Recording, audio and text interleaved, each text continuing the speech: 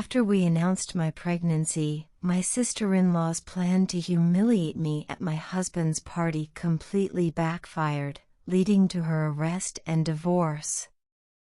For the past 7 years, I, 29F, have been happily married to Harry. Our relationship is wonderful, except for one major problem: his sister, Kayla. She brings nothing but negativity into our lives.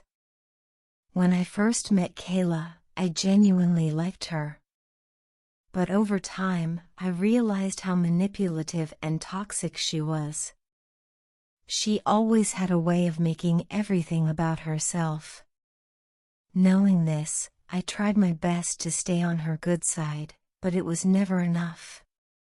Before meeting me, Harry had dated Kayla's best friend when he was 17, but he broke up with her because he felt pressured into the relationship. Later, when he was 23 and single again, Kayla tried to set him up with another one of her friends. When he refused, she went crying to their parents, demanding that Harry marry someone she approved of. Fortunately, his parents didn't take her seriously. When Harry and I met and fell in love, his parents were incredibly supportive. But Kayla? She was cold and distant from the start. She constantly brought up Harry's exes in front of me, making unnecessary comparisons and even suggesting that he should reconnect with them. It was awkward and inappropriate. Harry found this strange too and asked her to stop. But every time he did, she would accuse me of being jealous and claim that I wasn't good enough for him. She went as far as inviting his exes to family dinners, pretending she had just run into them and couldn't say no. Kayla also kept a close watch on my social media, even though she didn't follow me. I noticed she was always the first to view my Instagram stories. If a man commented on one of my pictures, she would run to Harry, complaining that I was posting inappropriate content. Harry and I would just laugh at how ridiculous she sounded. When Harry and I decided to move in together, Kayla tried to break us up. She told him I had too many flaws and that she could find him someone better. That comment hurt me deeply, considering I had always been kind to her. Things got even worse when we got engaged. Everyone congratulated us and celebrated, but Kayla was eerily silent. Then, out of nowhere, she stood up and stormed out of the room. Later, she called Harry, sobbing and screaming that she should have been the first to know about the engagement since she was his closest confidant. After that, she sent me a threatening message, demanding that I treat her brother the way she wanted. She even went as far as saying she had always been the only woman in his life. I was completely shocked by her message. Instead of responding, I left her on scene, which I knew must have angered her even more. From that moment on, she started ignoring me whenever we were in the same room. Despite her cold behavior, she still insisted on being involved in our wedding planning. She showed up when I went dress shopping and attended my bridal shower, only to criticize everything. My mother-in-law and Harry both called her out multiple times, but she refused to stop. One day, while I was discussing the centerpiece decorations with my mother-in-law, Kayla overheard us. She immediately started mocking me, saying I had no taste and that this was exactly why she didn't want her brother to marry me. That was the final straw. I had tolerated her behavior for too long, but this time I couldn't hold back any longer.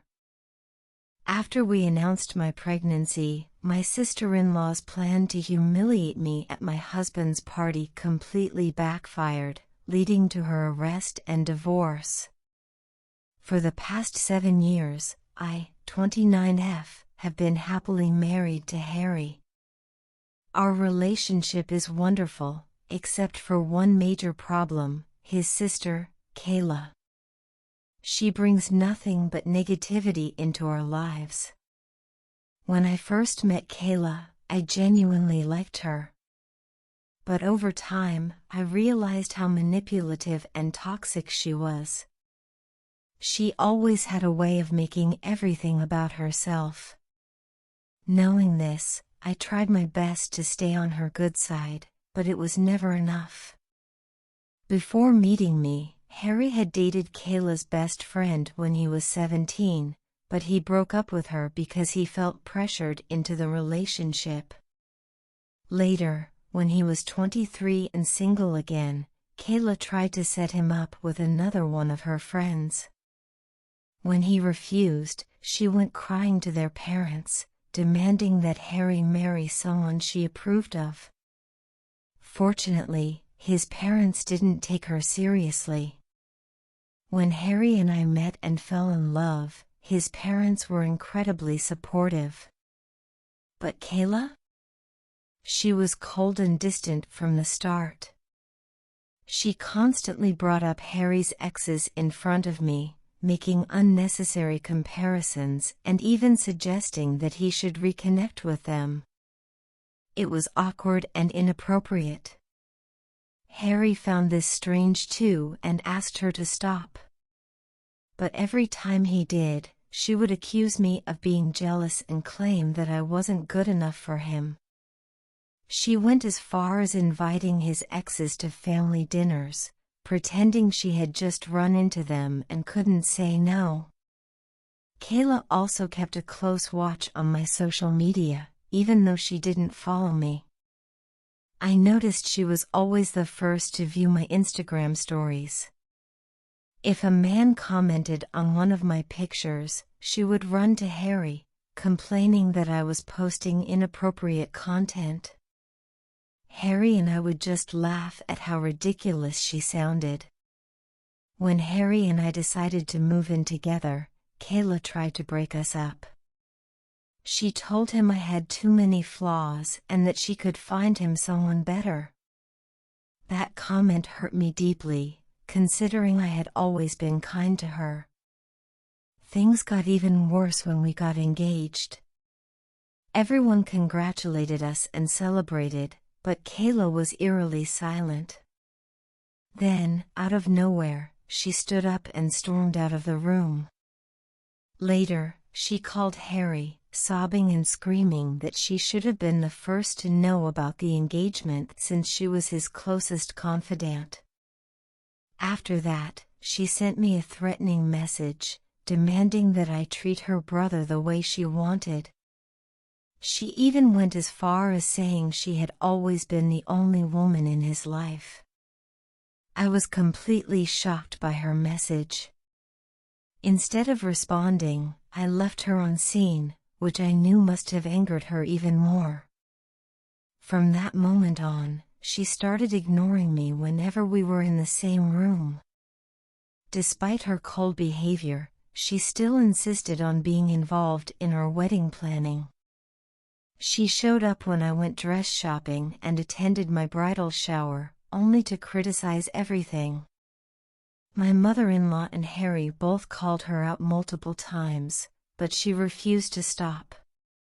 One day, while I was discussing the centerpiece decorations with my mother-in-law, Kayla overheard us. She immediately started mocking me, saying I had no taste and that this was exactly why she didn't want her brother to marry me. That was the final straw. I had tolerated her behavior for too long, but this time I couldn't hold back any longer. I wanted to move on from the past and forgave Kayla.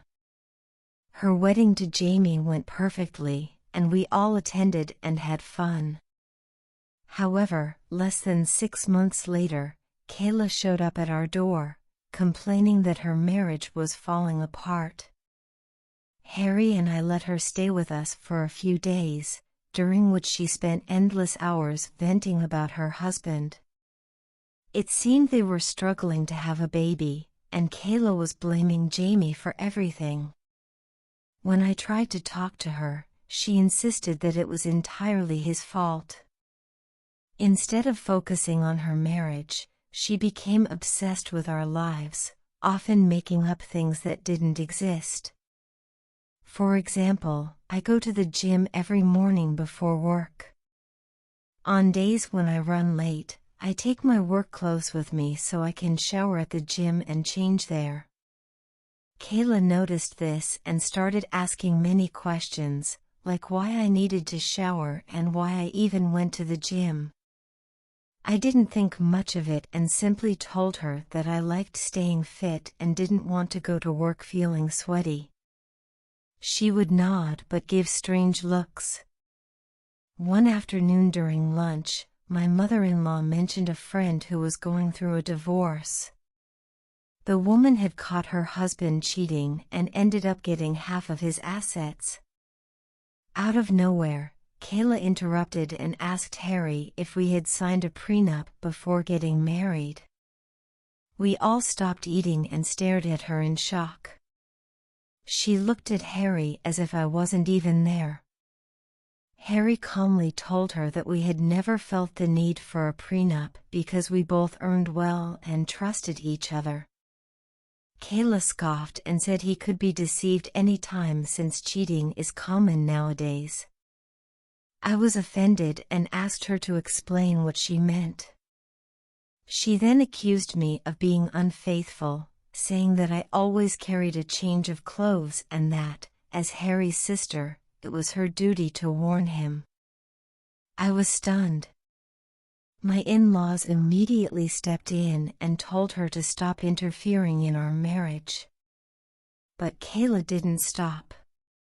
She went further and joked about whether our son, Nate, was even Harry's child because he didn't look exactly like him.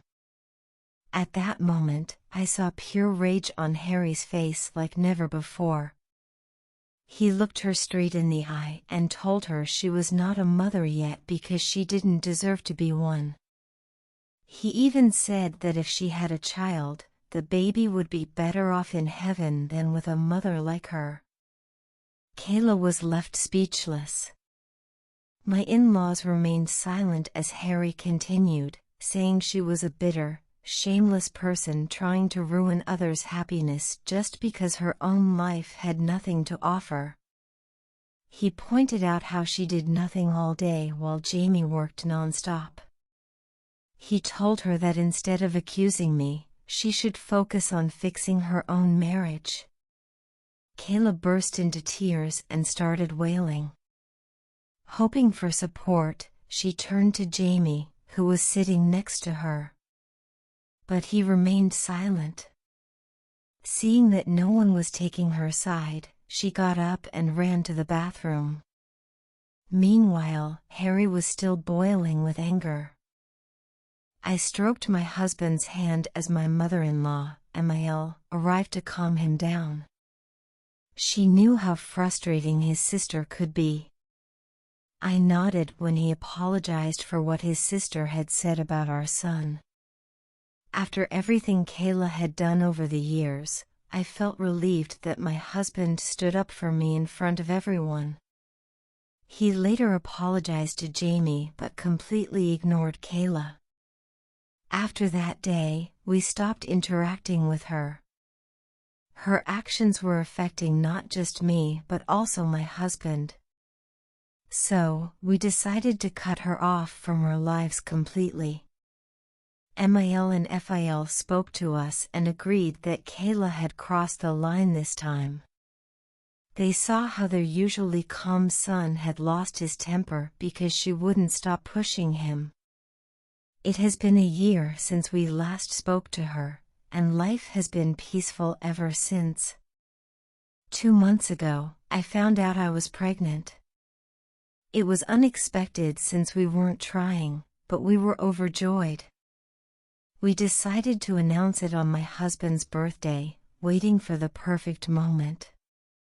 Emile and Phil planned a grand celebration in their backyard, inviting close friends and family. Somehow, Asael, Kayla, heard about the event and decided to show up. When my husband and I saw her, we were shocked. She rushed to hug Harry, telling him how much she missed him and how sorry she was about their last argument. My husband took my hand and told Kayla that if she truly wanted to make things right, she should apologize to me. She hesitated but then turned to me and said she was sorry. She explained that she had been going to therapy for the past few months and realized how wrong she was for treating me so badly. I didn't believe her completely, but I nodded politely. This was my husband's birthday, and I didn't want any drama. Mil and Fil pulled us aside and asked if we were uncomfortable. They were ready to ask Kayla to leave since they had no idea she would show up. But Harry didn't want to cause a scene, so we decided to let it go. It felt odd watching Kayla laugh and socialize with everyone. She seemed unusually cheerful, something that wasn't like her at all. But since she mentioned therapy, I wanted to give her the benefit of the doubt. Later, Harry gave a heartfelt speech, saying he was the luckiest man alive to have spent another year with me. His words made me blush, reminding me of when we first fell in love. Then, it was time for our big announcement. With bright smiles, we told everyone that we were expecting a baby. For a moment, everyone froze, processing the news. Then, the room erupted with cheers. My mother ran to hug me, tears streaming down her face. Fil shook Harry's hand and congratulated us. Everyone was excited, asking if we had picked a name for the baby. But there was one person who wasn't happy, Kayla. She looked completely stunned, her mood shifting instantly. Instead of celebrating, she turned away, looking irritated. At first, I thought maybe she needed time to process the news. But I also worried she might try to ruin yet another special moment for us. Before I could think too much about it, other guests approached to congratulate me. As I was sitting, waiting for Harry to bring me food, Kayla suddenly appeared beside me, smiling. She said she was thrilled about my pregnancy and personally wanted to serve me dinner as a way to make up for all the hurtful things she had done. She handed me a plate of food, looking eager. I thanked her and was about to eat when I noticed something: shrimp. I am highly allergic to shrimp. For a second, I was shocked. Did Kayla forget about my allergy? Disappointed, I shook my head and got up to get my own plate. Just then, Jamie approached me to congratulate me on my pregnancy. After chatting for a moment, he noticed I wasn't eating and asked why. I pointed out that Kayla had given me shrimp, probably by mistake. Jamie, who loves shrimp, offered to take my plate so I could get fresh food for myself. I hesitated for a moment before handing him the plate. Something about this didn't feel right. I nodded and smiled, then turned away. Just moments later, Jamie suddenly started gagging and vomiting violently onto his plate. Within 5 minutes, no, not even that, he staggered to get out of his seat, his face pale and stricken. Everyone stopped eating, their conversations dying mid-sentence as they turned to stare at him in concern. Harry and Kayla rushed toward him. Jamie clutched at his throat, his eyes wide with panic, gesturing frantically at his plate. A wave of horror washed over us. Something was seriously wrong. Jamie swayed on his feet, then collapsed. Gasps filled the air as guests jumped up from their seats. someone screamed. Mil and Fil ran to his side while someone quickly dialed for an ambulance. Kayla dropped to her knees beside Jamie, sobbing hysterically, her hands shaking as she reached for his plate. Her expression changed in an instant. Her eyes darted toward me, filled with shock and something else, accusation. "Did you give Jamie your plate?" she demanded, her voice trembling. I froze. My stomach twisted. I nodded. Kayla's face contorted in disbelief. Her sobs turned into something darker, angrier. The paramedics arrived in a blur of flashing lights and urgency. Jamie was rushed to the hospital, unconscious. The air buzzed with confusion, fear, and whispered speculations. We were later told that Jamie had been poisoned. The words hit me like a physical blow. My knees nearly gave out. That plate had originally been mine. If I had eaten it, my unborn child and I could have been harmed, or worse. No one knew yet what exactly had been in the food that made Jamie collapse like that. The police were called in to collect evidence. Every dish on the table was examined, every scrap of leftover food inspected. While I sit here writing this, Jamie is still in the hospital recovering. Kayla stayed by his side overnight. Meanwhile, my phone has been ringing nonstop with relatives calling to find out what happened, and, more importantly, who might have done this. Harry and I have been fielding questions, but there are no clear answers yet. Mil and Fil are terrified. They have chosen to stay at our house for the night instead of going back home. Nobody understands how things went so horribly wrong when everything had been going so well. But what scares me the most is this. I know exactly who gave me that plate of food. And if this turns into a full-blown investigation, I will have to tell the truth. I can't shake the feeling that Isael had done this on purpose. The thought makes my blood run cold. I don't want to be near her. I don't want my kids anywhere near her. Because if she truly has no limits, if she really tried to poison me, what else is she capable of? Whoa! I can't believe how many people have responded to my post in just a few hours. My hands were shaking when I first typed this, and I still haven't been able to sleep. I've read through your comments, and many of you have said I shouldn't feel guilty about what happened to Jamie.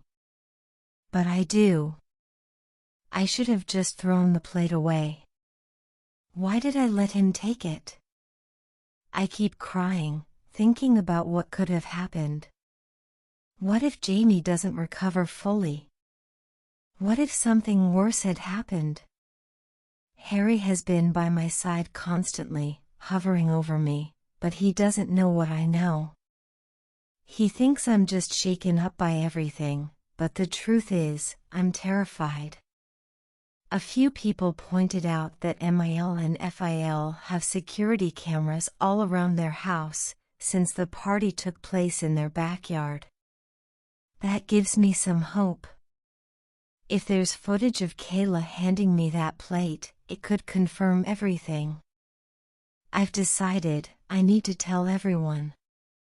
Tonight. I will update again after our conversation. I finally spoke to my in-laws and Harry. I don't think I've ever been more grateful for them. Since Mil and Fil were already staying with us, I sat them down over dinner. Harry was there too. I told them I had something crucial to share. I took a deep breath, my chest heavy with the weight of it all. Then I told them everything. I described the birthday party, step by step. How Asael had approached me with a plate of food.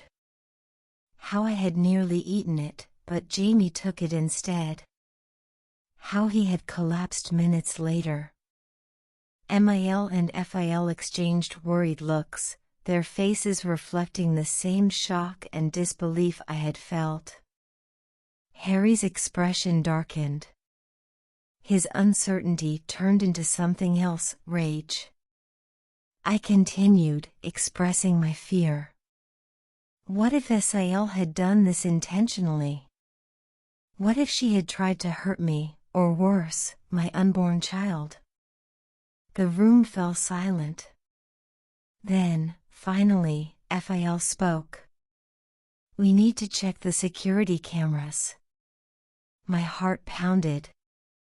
Because if the cameras had captured it all, then there was no denying the truth. And if the truth was what I feared, then Kayla had just made the worst mistake of her life. I hesitated before sharing this revelation, but Emil, being the pragmatic woman she is, immediately advised that we check the security camera footage. Given the gravity of the situation, Fil nodded in agreement, though his face betrayed his shock. Harry remained silent, struggling to process the horrifying truth.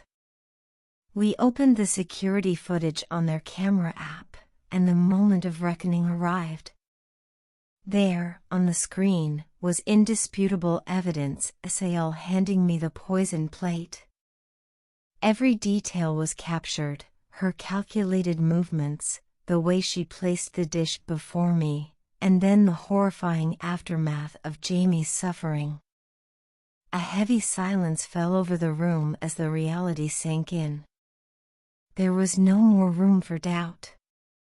Harry's expression darkened, his hands clenched into fists as he fought to contain his fury. Emil and Fil were visibly shaken, their horror evident as they watched their own daughter commit such a vile act. Why? Emil finally whispered, her voice breaking. None of us had an answer. This wasn't just a petty act of jealousy or a moment of reckless anger, Asael had knowingly tried to harm me. And in doing so, she had nearly killed her own husband. Given the seriousness of the situation, my in-laws made a swift decision: they would forward the footage to the police. Since Jamie was the direct victim of the poisoning, the decision to press charges rested with him. Fil and Harry agreed to visit him once he recovered, hoping he would understand the gravity of what had happened.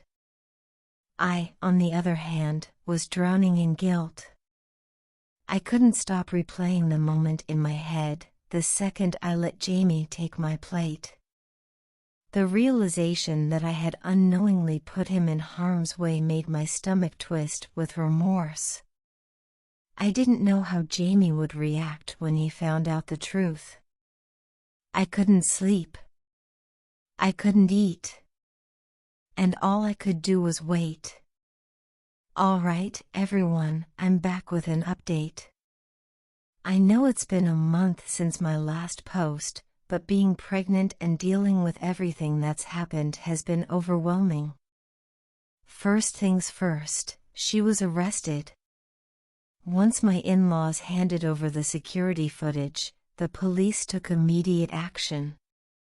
The moment Kayla was confronted with the evidence, she didn't even try to deny it. She broke down in tears, confessing everything. Jamie, still recovering from the ordeal, was just as stunned as the rest of us when Harry finally sat him down and told him the truth.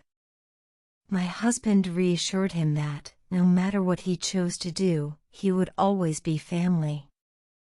But he also urged him to press charges, because what Kayla had done wasn't just a mistake, it was evil.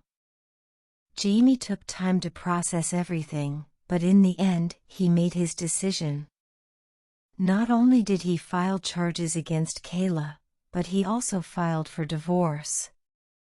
Her reaction was desperate and pathetic. She began calling Mil and Fil, sobbing, begging them to forgive her. But there was more. She had another card to play. Kayla is pregnant. She tried to use her unborn child as leverage, pleading with her parents to bail her out for the sake of their future granddaughter. Fil didn't waver. You need to take responsibility for your actions, he told her firmly. We're done protecting you. Mil, though heartbroken, agreed. She loved her daughter, but even she knew this wasn't something that could be brushed aside. The police uncovered further evidence, traces of a substance she had added to the meal. It was meant to harm me, but fate had flipped the script, and Jamie had suffered instead. She has been officially charged with multiple offenses: endangering life, intentional harm, and food tampering. And despite all her begging and manipulation, Jamie has refused to drop the charges. Her court hearing is set to begin soon. And honestly, I have no sympathy left for her. I doubt she can escape justice this time. As for my son and me, we are doing okay. To everyone asking about how he's coping with what his aunt did, he's still unaware. Harry and I have discussed this at length, and we know that one day, we'll have to sit down with him and tell him the truth. It will be a difficult conversation, but an essential one. In the meantime, I am focusing on my pregnancy. As per my doctor's instructions, I get frequent ultrasounds every 2 weeks. We've decided to keep the baby's gender a surprise, wanting to embrace the moment when we finally meet our little one. However, the trauma of what happened still lingers. My parents have been especially protective of me, urging me to seek therapy, fearing that the emotional weight of everything could affect my mental well-being during pregnancy. I agree with them. On the surface, I seem fine. But deep down, I've developed a deep-rooted fear of food I haven't prepared myself. The thought of eating outside or trusting someone else's cooking makes me feel physically sick. It's irrational. I know that. But the fear of being poisoned again is something I can't seem to shake. Thankfully, Harry understands. He's been my rock through all of this, supporting me as I work through this fear. It's been 8 months since my last update. Kayla is still in prison. She was found guilty on all charges. I never attended her court hearings, but my in-laws kept me updated. What I learned about her motives left me in shock. In court, Kayla broke down and admitted everything. For years, she had been jealous of me. She had always envisioned one of her best friends marrying Harry, and when he fell in love with me instead, she resented me for being an outsider in their family. When we announced my pregnancy at Harry's birthday party, it was the final straw for her. She had also planned to announce her own pregnancy that night. Having previously suffered a miscarriage, she had been looking forward to sharing her happy news. But instead of feeling joy, she felt like we had stolen her moment. Blinded by rage, and fueled by pregnancy hormones, she made a cruel, calculated decision. She laced my food with rat poison. In her own twisted logic, she claimed she never intended to seriously harm me or the baby. She only wanted me to end up in the hospital. She never expected Jamie to take my plate. And somehow, she thought that excused her actions. She begged the court for a reduced sentence, arguing that it was never her intention to poison her own husband. but the judge wasn't moved by her excuses. Justice was served.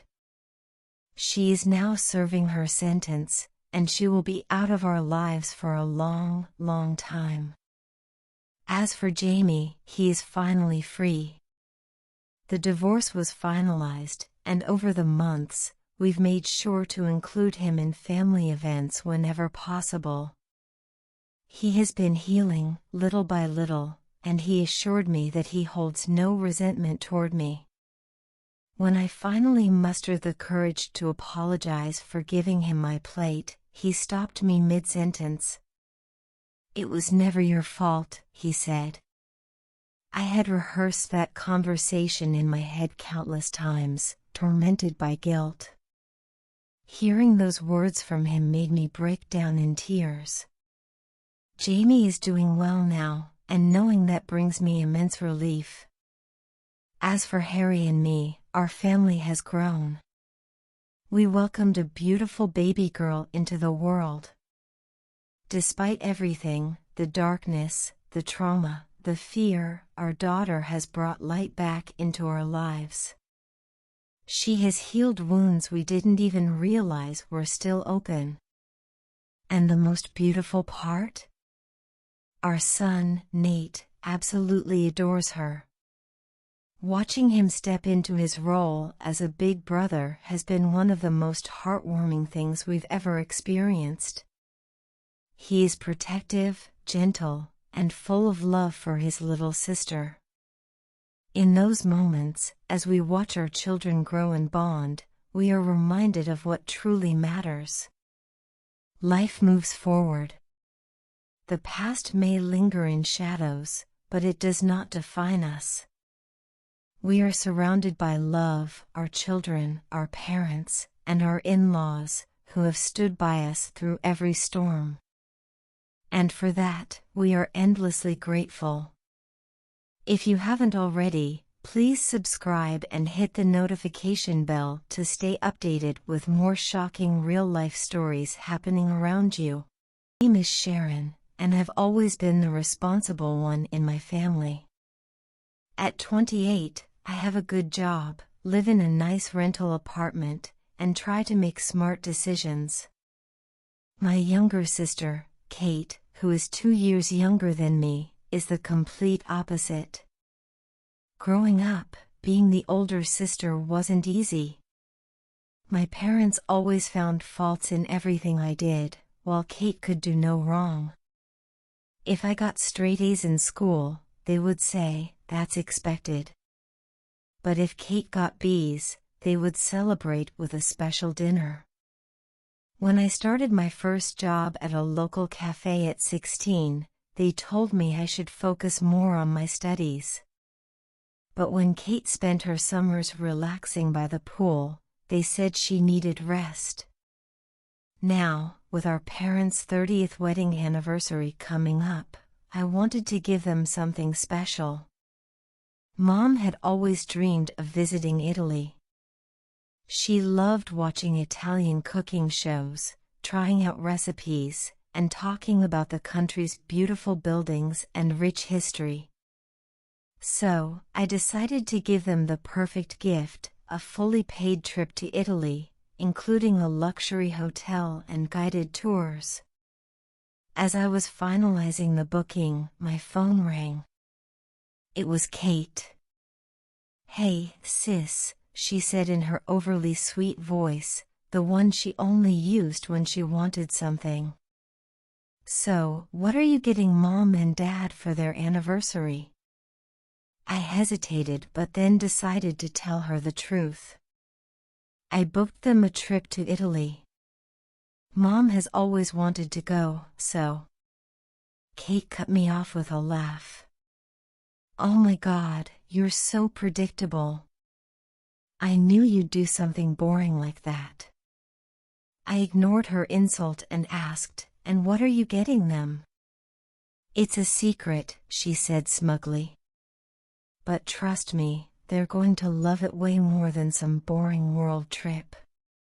Then, she hung up. I just shook my head. Kate had always been like this, always trying to steal the spotlight. People who didn't know her well thought she was unique and exciting, but I knew better. Behind all the big gestures and dramatic behavior, there wasn't much substance. Finally, the day of the anniversary arrived. I carefully placed the plane tickets in a beautiful little box and took them to the restaurant. The place was already filled with relatives and family friends. As I walked in, I hugged Mom and Dad while Kate buzzed around, acting like she was in charge of everything. "The appetizers need to go on that table," she told a confused-looking waiter, even though Mom had already arranged everything. I rolled my eyes but stayed quiet. That was just how Kate was. She had to make everything about her, even our parents' special day. The guests started taking their seats, and it was time for the gift-giving to begin. I waited patiently as our relatives and friends gave their gifts and made speeches. Mom and Dad were glowing with happiness, tears in their eyes as they listened to everyone's kind words. Finally, I stood up, ready to present my gift and say a few heartfelt words. I had carefully prepared what I wanted to say. But before I could even open my mouth, Kate jumped up. "Everyone, please look outside," she announced dramatically. The whole restaurant turned to the windows. And there it was, a brand new red Audi A6 with a huge bow on top. My stomach sank. Mom and Dad gasped in shock as Kate made her grand announcement. "Mom, Dad," she said, her voice loud and confident, "you deserve nothing but the best. This is my gift to you." The restaurant erupted in gasps and applause. Mom and Dad burst into tears and threw their arms around Kate. "Oh, sweetie, it's incredible." Mom sobbed. "We can't believe you did this." Everyone rushed outside to take pictures with the car. I stood in the doorway, clutching my small gift box, feeling smaller by the second. After what felt like forever, people started coming back inside for dinner. I cleared my throat, trying to gather my courage. "I also have something for you," I said, trying to keep my voice steady as I handed them my gift. Mom and Dad opened the box, barely glancing at the tickets inside. "Oh, thank you, Sharon," Dad said in a flat tone. Kate smirked. "Well, my gift was obviously much more expensive and useful," she said loudly.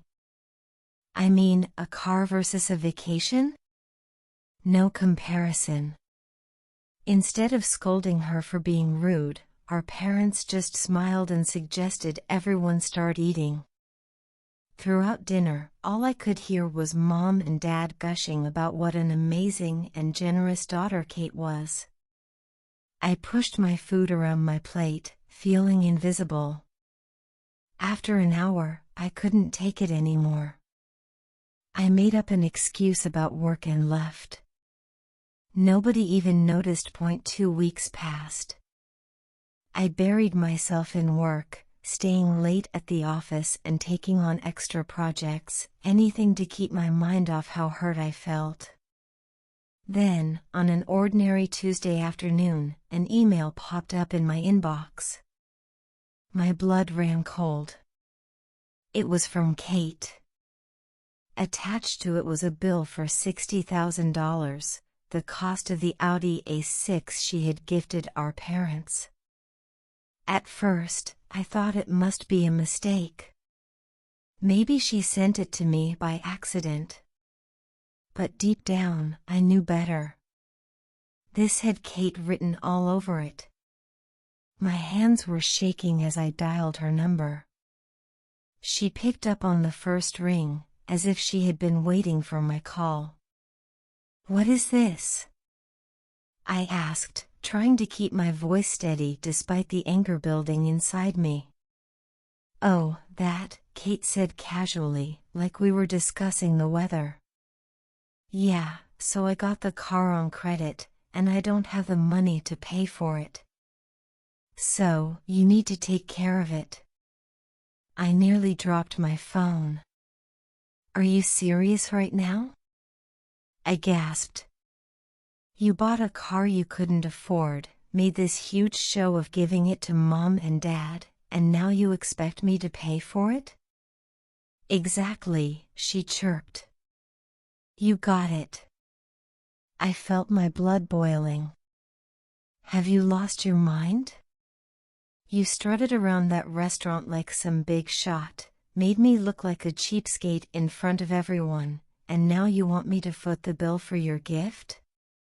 "Don't be so dramatic, Sharon," Kate said, her voice turning into that condescending tone I knew too well. "It's just money. You have a good job. You can afford it." "No," I said firmly. "Absolutely not. This is your mess, Kate. You clean it up." I hung up before she could respond. The call started immediately. Every few minutes, my phone would light up with Kate's name. When I didn't answer, the text messages flooded in. "You're so selfish. I can't believe you're doing this to your own sister. Please, Sharon, I'm begging you. The bank is breathing down my neck. You've always been jealous of me, haven't you? Mom and Dad will be so disappointed in you." I turned off my phone and tried to focus on work. But it was impossible. That evening, when I left the office, my phone was filled with over 50 missed calls and nearly 100 text messages, all from Kate.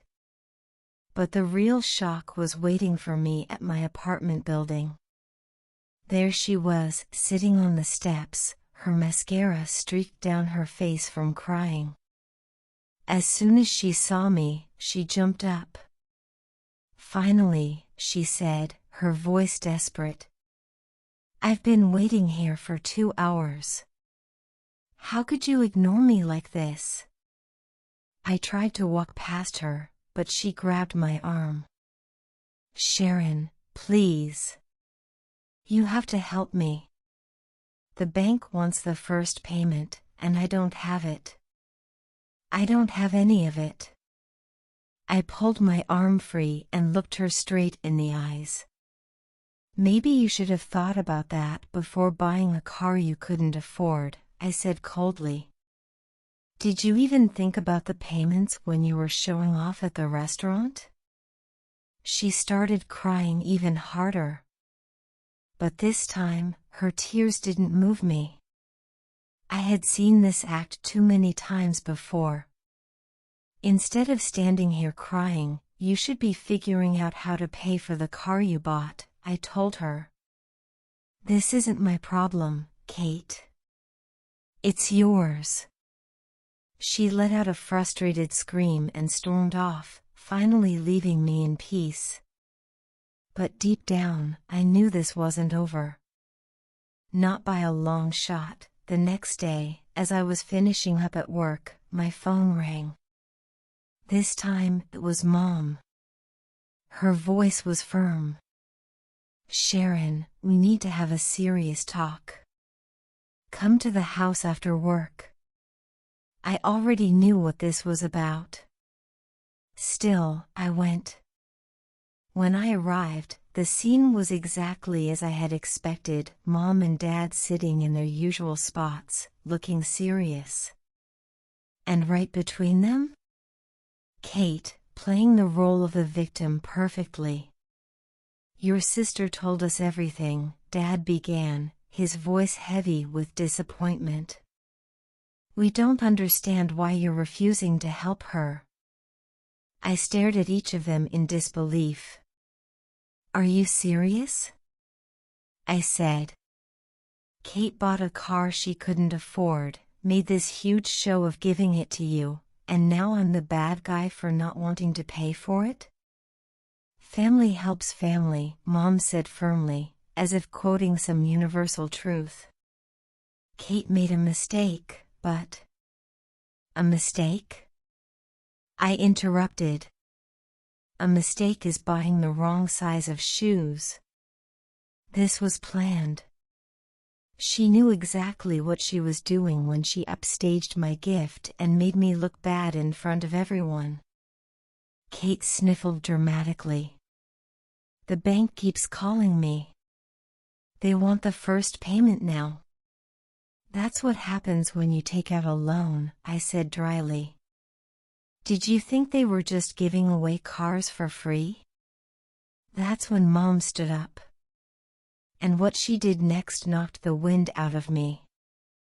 She walked over to her purse, pulled out the tickets to Italy I had given them, and thrust them at me. We don't want gifts from someone who can be so cruel to their own sister, she said coldly. Cancel everything.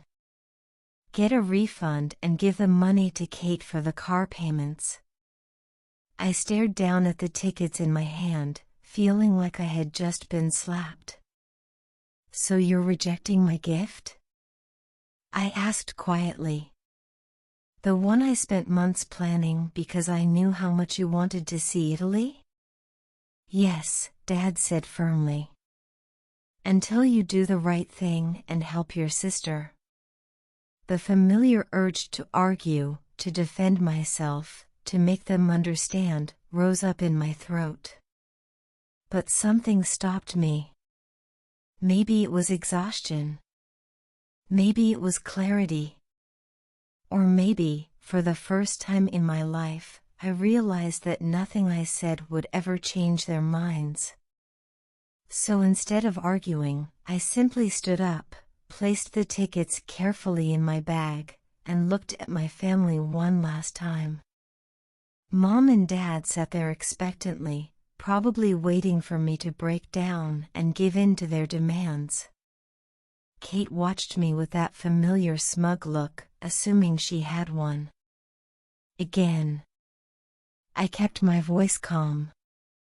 I'll take care of the tickets. Good, Mom said firmly. Let us know when you have the refund. I nodded once, then turned and walked out the door. As I drove home that night, my mind was already working through the details of what I would do next. They thought they knew me. They thought I was predictable. Reliable Sharon. The one who always did what was expected of her. They were about to learn just how wrong they were. Back in my apartment, I took out the tickets and smiled. They had just made the biggest mistake of their lives. I sat at my kitchen table until 3 o'clock in the morning, staring at the tickets to Italy. All those hours I had spent planning the perfect trip. Researching the most beautiful hotel in Rome with a breathtaking view of the Colosseum. Arranging private cooking classes in Florence. Scheduling exclusive wine tastings in Tuscany. Even hiring a local guide to take them to hidden restaurants that tourists never find. It was supposed to be Mom's dream come true. Now, it would be something else entirely. When the sun rose, I hadn't slept a single minute, but my mind was crystal clear. The moment the travel agency opened, I picked up the phone. Hi, I need to cancel a vacation package to Italy, I said, my voice steady. Everything, flights, hotel, tours, all of it. The agent was understanding and processed everything quickly. Within an hour, I had confirmation. Money bag of full refund would be deposited into my account within 3 to 5 business days. As soon as it arrived, I moved it to a separate savings account. Not 1 penny would go toward Kate's car payments. I was making coffee when my phone rang. Mom's name flashed on the screen. "Have you gotten the refund yet?" she demanded, skipping any kind of greeting. I took a slow sip of coffee before answering. "Yes, I've canceled everything." "Good," she said. "Transfer it to me right away. Kate needs to make the first payment by Friday." I set my mug down. "No." The silence on the other end was deafening. "What did you just say?" Mom's voice had that dangerous edge I remembered from childhood. I said no. "I'm not giving you the money." She exploded. "How dare you? You selfish, greedy girl. After everything we've done for you. Your sister is drowning in debt, and you're sitting there hoarding money like some kind of miser." I stayed calm.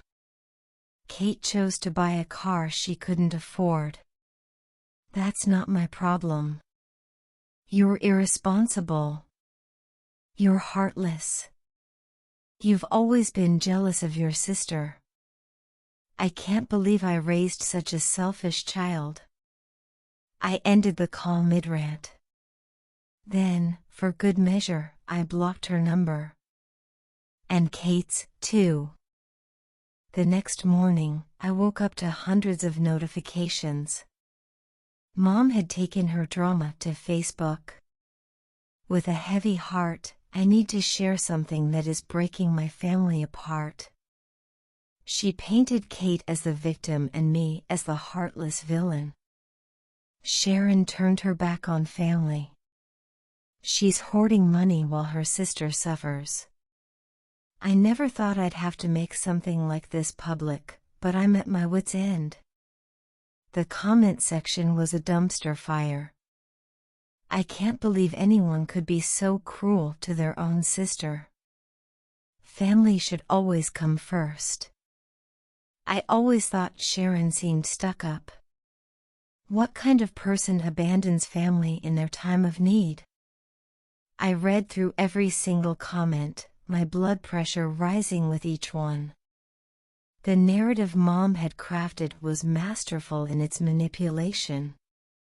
Poor, innocent Kate, struggling to survive. And me? The cold, selfish monster with all the money. That's when something inside me snapped. Years of being the family scapegoat. Years of watching Kate get away with everything. Years of being criticized for simply existing. It all came to a head. I opened my laptop and started typing. Since my mother has chosen to make private family matters public, let me share the full story she conveniently left out. At my parents' 30th anniversary celebration, I gave them a fully paid luxury trip to Italy, something my mother had always dreamed of. My sister Kate, in dramatic fashion, showed up with a brand new Audi S6, making a grand show of presenting it as her gift. What nobody knew. She had bought it on credit, with no means to pay for it. 2 weeks later, she demanded that I cover the $60,000 bill. When I refused, my parents took her aside. They returned my gift and demanded. I gave them the refund money to pay for the car that Kate bought, just to show off and upstage me at their anniversary. Don't believe me? Here are the receipts. I attached screenshots of everything. Kate's email with the $60,000 car bill. Her text messages demanding I pay for it. Her threats when I refused. My parents' messages pressuring me to give them the refund money. Mom's voicemail calling me selfish and irresponsible. The complete trail of manipulation and emotional blackmail. The response was immediate, and overwhelming. The tide of public opinion turned so fast it gave me whiplash. Oh my God, she bought a car she couldn't afford just to upstage her sister? What kind of person demands their sibling pay for their gift to someone else? Those poor parents? My foot. They enabled this spoiled brat. Sharon, honey, I'm so sorry we jumped to conclusions. Your sister needs serious help. I can't believe your parents returned your thoughtful gift just to support Kate's irresponsible behavior. Within 20 minutes, my Aunt Linda, Mom's best friend since college, commented, "Mary, I love you, but this is shameful behavior. You've always let Kate get away with murder while holding Sharon to impossible standards. I've bitten my tongue for years, but not anymore." The comments kept pouring in. People began sharing their own stories about entitled siblings and enabling parents. My post had touched a nerve. 15 minutes later, Mom's original post disappeared. Then, I got a text from a different number. "How dare you air our dirty laundry in public?" I laughed at the irony, then blocked the number, too. Over the next few weeks, the family divided into two distinct camps. My cousin Rachel called, sounding gleeful. "You should have seen the fight in the family group chat. Most relatives are firmly on your side." She kept me updated on all the drama I was missing by blocking everyone but the ones who mattered. But the most interesting news came from my Uncle Steve. "Your parents had to dip into their retirement savings to make the payments on Kate's car." My eyes widened. They tried returning it to the dealership, but Kate signed a contract with no return clause. "Your dad had to pull $30,000 from his 401k, with penalties and everything. And, of course," he added, "they're still blaming you." I exhaled. Of course they are. Kate, meanwhile, is playing the victim for all it's worth. She keeps telling everyone she's traumatized by your betrayal. But nobody's buying it anymore. My post had opened people's eyes. The fallout wasn't just within the family.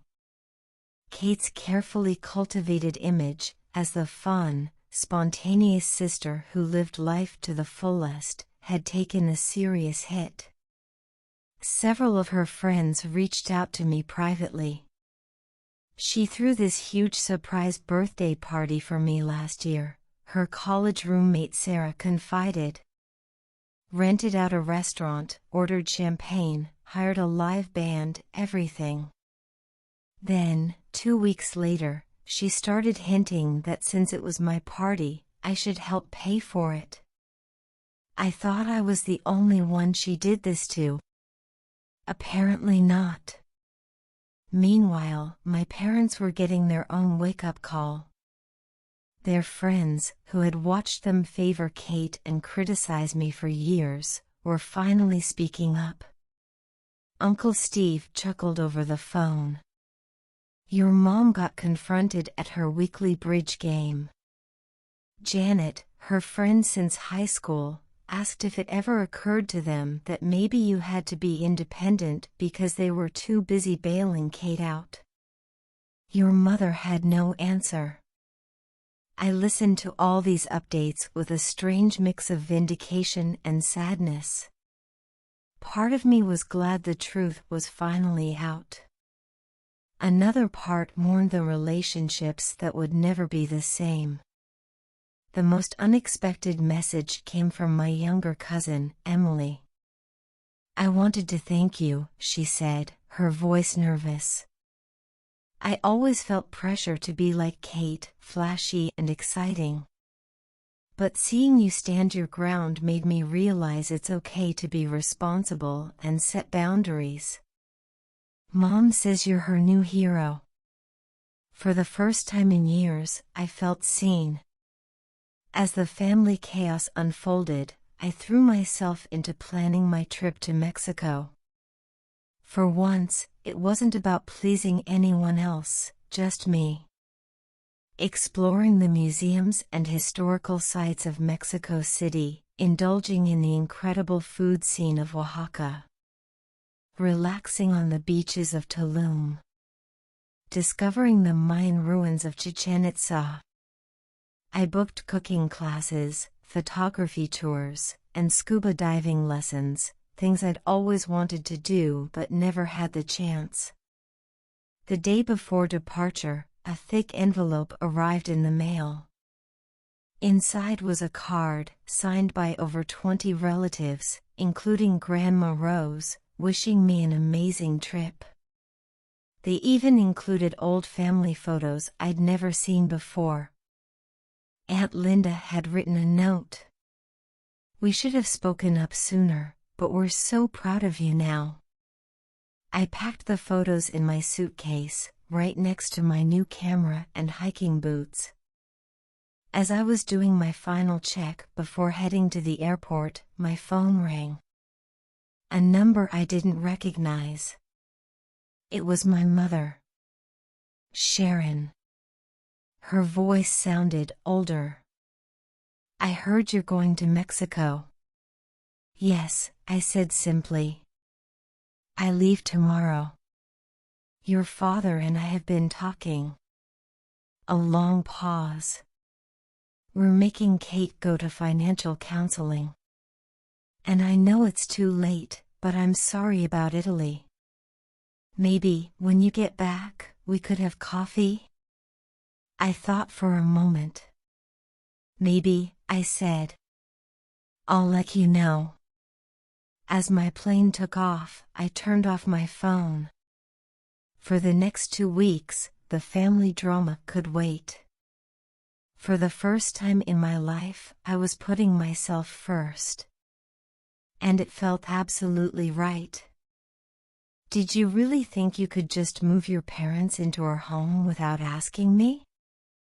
My voice trembled with a mix of anger and disbelief as I stared at Ryan, my husband of 6 years. He barely looked up from his laptop, a smirk curling on his lips, the same smirk that once charmed me but had now become something I despised. "Oh, Amelia, don't be so dramatic. It's just for a while. And besides, it's not like you have a say in this." His words hit me like a slap. This wasn't just a house, it was my sanctuary, a charming 2-story home nestled in a quiet suburb. It was the home my grandparents had left me, a place where I had envisioned raising our son, Lucas, away from the toxicity of Ryan's family. "You do remember that this house is in my name, right?" I shot back, my hands clenching into fists at my sides. For the first time, Ryan's expression faltered, his smugness giving way to a flicker of uncertainty. Before he could respond, the soft pitter-patter of little feet interrupted us. Our 2-year-old son, Lucas, toddled into the room, his chubby arms outstretched. I forced a smile, scooping him up and kissing his forehead, desperate to shield him from the storm brewing between us. "I'm not okay with this, Ryan. Your parents have never respected me or our space." "Why now?" I asked, my voice laced with frustration. Ryan merely shrugged, his indifference stoking my irritation. "Their family, Amelia. You wouldn't understand." Family. The word echoed mockingly in my mind. My own family, who ran a small but beloved coffee shop in town, had always been my sanctuary, warm, welcoming, nothing like Ryan's controlling, overbearing parents. The doorbell rang, shattering whatever retort I had ready. Through the peephole, I saw them. Suitcases in tow, standing on my doorstep, ready to invade my life. My heart sank. Fine, Ryan. Let them in. But this isn't over.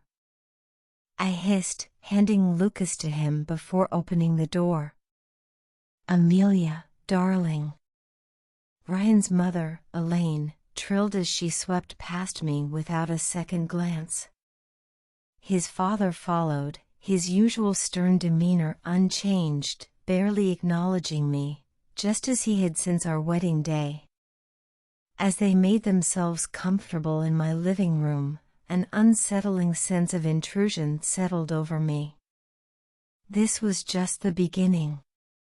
But as I watched them settle in, something within me shifted. I was done being the compliant daughter-in-law who bent to their whims. The following days blurred into a suffocating routine of unwelcome changes. Elaine had a way of making her presence known, from rearranging my kitchen to criticizing my parenting. Lucas shouldn't be eating that, Amelia. It's not healthy, she chided one morning as I prepared my son's breakfast. I bit back a sharp retort. He's fine, Elaine. It's just cereal. She sighed, shaking her head. In our house, we believe in a proper diet. You really should learn. Her words were like needles, each one pricking at my patience. Ryan, as usual, was of no help, buried in his work, oblivious to the growing tension. One evening, as I tucked Lucas into bed, Elaine barged into his room. He's still not sleeping through the night? You must be doing something wrong. Her words stung, undermining my efforts as a mother. I'm doing the best I can, I snapped, unable to contain my frustration. Elaine's eyes narrowed. Clearly, your best isn't good enough. Maybe if you had a real job and some structure in your life. Anger surged through me. This is my house, Elaine. You're a guest here, don't forget that. She let out a cold, dismissive laugh. Oh dear, Ryan never mentioned how delusional you are. This is his house too, and as his mother, I have every right to be here. The following morning, I found Elaine in Lucas's room, rifling through his drawers. What do you think you're doing? I demanded, my voice shaking with anger. Just organizing. This room is a mess, she replied without even looking at me. That was the final straw. That's it. I want you out of my house. Now. Elaine turned to me, feigning surprise. Oh, sweetie, you're just the wife.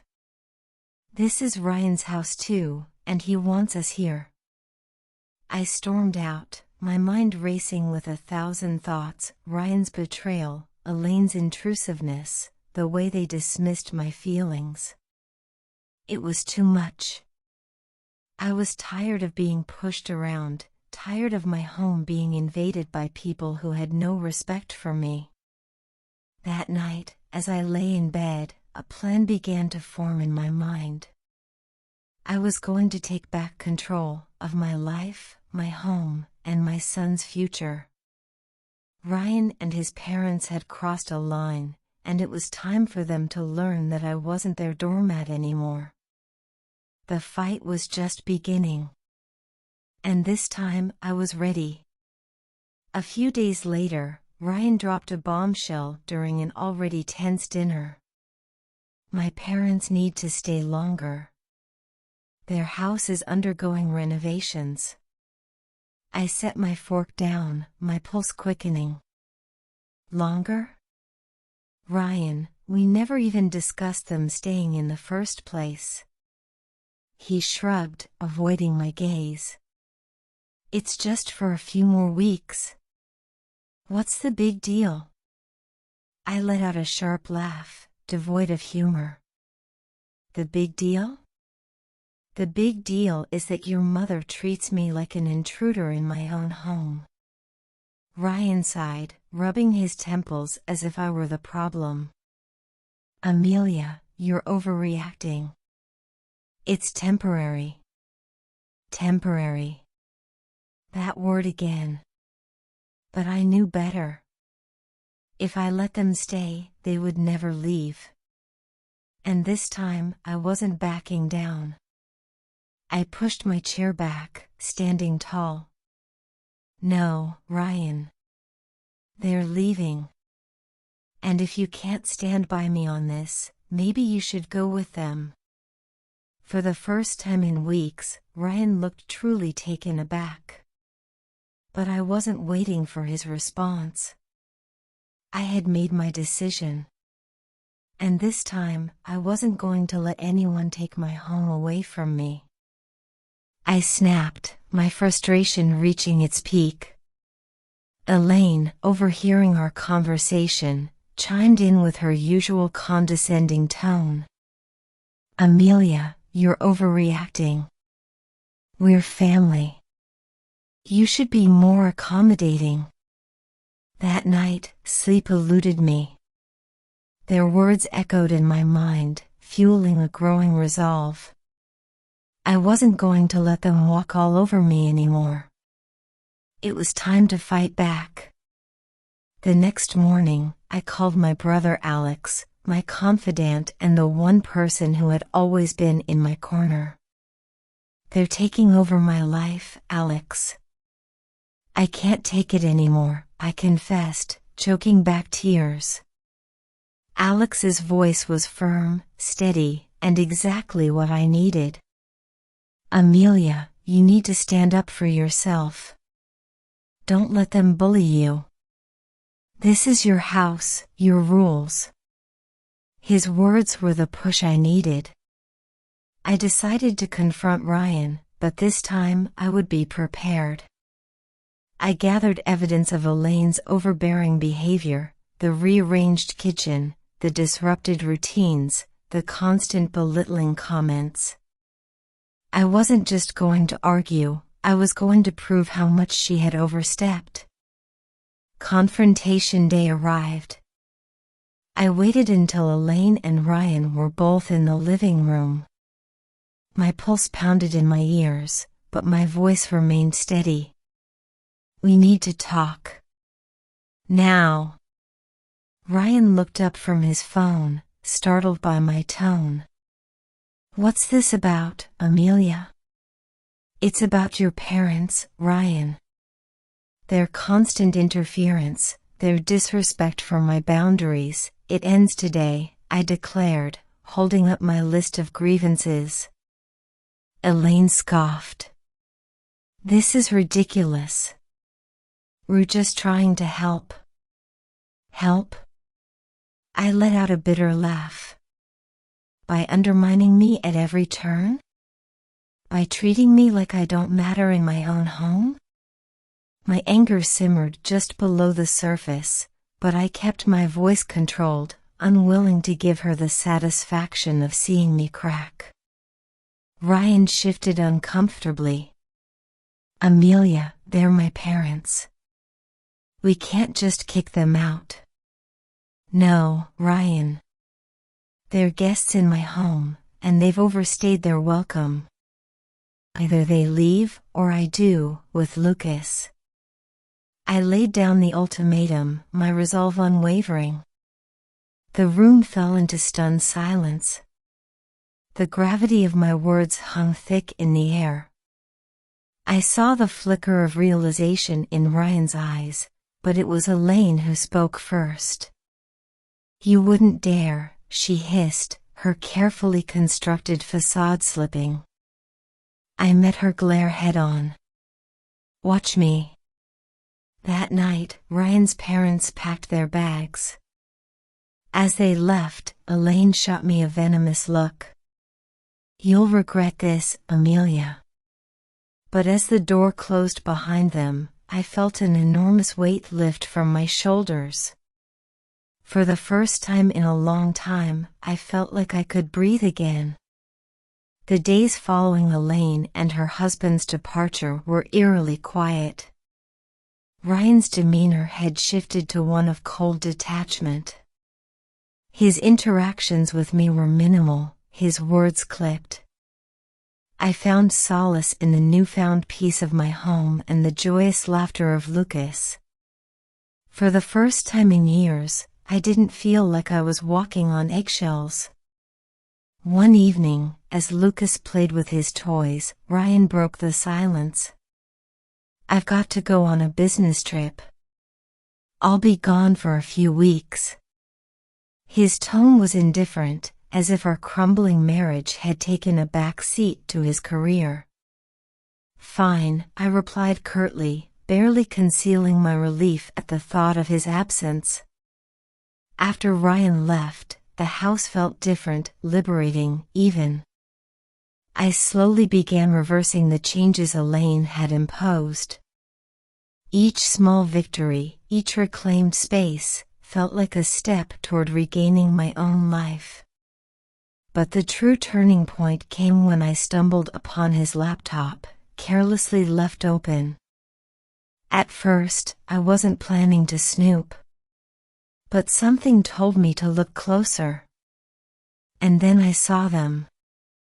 A series of emails, messages, hotel reservations, proof of an affair, a betrayal that cut deeper than any of his mother's cruel remarks.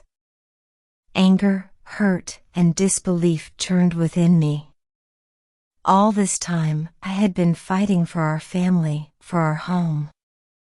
And he had been elsewhere, building something with someone else. I closed the laptop, my hands trembling, my heart hammering in my chest. This wasn't just about Ryan's parents. This wasn't just about my home. This was about my future. And I was done letting others decide it for me.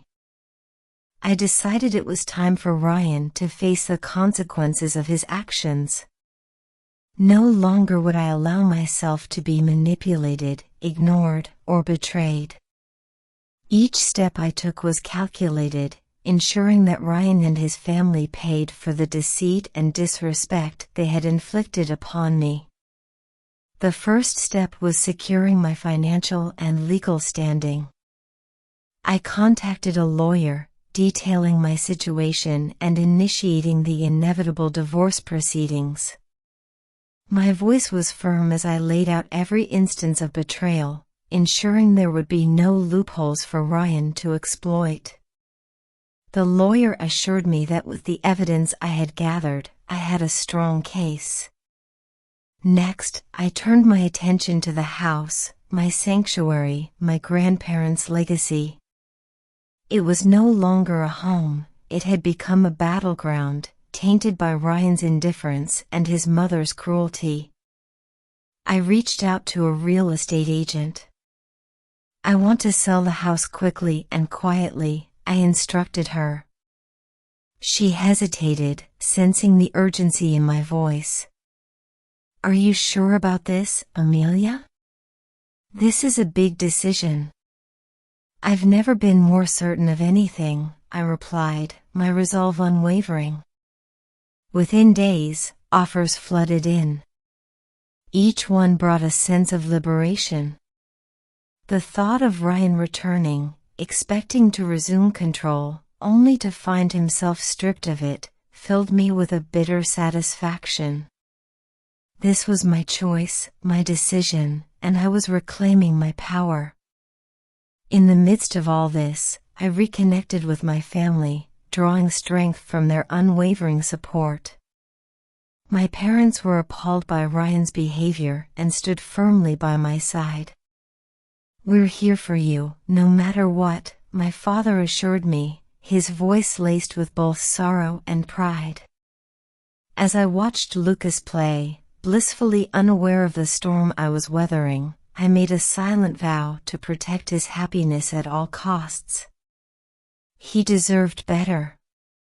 And so did I. Ryan's return loomed on the horizon, but I was no longer the woman he had left behind. I was no longer afraid of confrontation. I was ready. The day he came home, a thick tension settled in the air. I had played this moment in my head 100 times, yet my heart pounded as I heard his key turn in the lock. "Amelia, I'm home," Ryan called out, his voice echoing through the house. I emerged from the kitchen, my posture unyielding. "Welcome back, Ryan. We need to talk." He glanced around, his brows furrowing as he took in the changes. "What's going on?" "The house looks different." I didn't flinch. "I sold the house, Ryan. It's no longer ours." His face contorted in disbelief. "You did what?" "You can't just sell our house without telling me." "It's my house, Ryan. And after what I discovered, I don't think you have a say in it anymore." He scoffed, trying to mask his panic. "What are you talking about?" I inhaled deeply, steadying myself. "The affair, Ryan. I know everything." His expression crumbled, his attempt at denial weak and short-lived. "Amelia, it's not what you think." I met his gaze, unflinching. "I think it's exactly what it looks like. You betrayed me. You betrayed our family." Ryan's face darkened, shifting from shock to anger. "You're overreacting. We can work through this." "There is no we anymore, Ryan," I said, my voice steely. "I filed for divorce." I reached into my bag and handed him the papers. His eyes flicked over the documents, his jaw tightening. "You're really doing this?" "I already did," I said simply. The ensuing conversation was a whirlwind of accusations and desperate attempts at justification, but I stood my ground. The man who had once been my partner had become a stranger, and I was done allowing him to dictate my life. As he stormed out, slamming the door behind him, I let out a breath I hadn't realized I'd been holding. The weight that had suffocated me for years was finally lifting. I turned to Lucas, who was playing on the floor, his laughter filling the now peaceful space. I smiled, kneeling beside him and pulling him into my arms. "It's just us now, buddy. And we're going to be just fine." For the first time in years, I truly believed it. The man I had married was gone, replaced by a stranger fueled by selfish desires. As he stormed out, vowing to fight the divorce, I felt a sense of liberation mixed with apprehension. I had taken the first step toward a new life, but the battle was far from over. In the following weeks, the reality of our situation became public. Ryan's parents, once so imposing and confident, were now caught in the crossfire of their son's indiscretions. Their attempts to contact me were met with silence. I had severed all ties, focusing solely on Lucas and the finalization of the divorce. The day of the court hearing arrived. Ryan looked defeated, the weight of his actions finally dawning on him. As the judge granted the divorce and awarded me custody of Lucas, I felt a sense of justice. Ryan's plea for reconciliation after the hearing fell on deaf ears. "You made your choice, Ryan. Now live with it," I said, turning away from him for the last time. The news of our divorce and Ryan's affair spread, tarnishing his reputation and relationships. His parents, once so proud and judgmental, were now shunned by those who had once respected them. As I walked out of the courthouse, holding Lucas's hand, I realized this was not just an end but a new beginning, a fresh start for me and my son, free from deceit and manipulation. The future was uncertain, but it was ours to shape. Life after the divorce felt like emerging from a long, dark tunnel into the light. I had regained control, not just of the house, which was now sold, but of my life. Lucas, blissfully unaware of the adult complexities, thrived in the love and stability I provided. My days were busy but fulfilling, with my focus now on rebuilding our lives and managing the coffee shop, which had become my sanctuary. However, the shadow of Ryan and his parents lingered. One day, as I was closing the shop, Ryan appeared, disheveled and desperate, a stark contrast to the composed man I had once known. "Amelia, please. I need to talk to you," he pleaded, his eyes searching mine for a hint of the compassion that once existed. I hesitated, the sight of him stirring a mix of emotions. "What do you want, Ryan?" "It's about the alimony and child support," he began, his voice tinged with embarrassment. "I can't afford it. My job, I lost it because of the scandal. And my parents, they're broke too." His words were like a cold splash of reality. "That's not my problem, Ryan. You made your choices, and now you have to face the consequences. But Amelia, I have nothing left.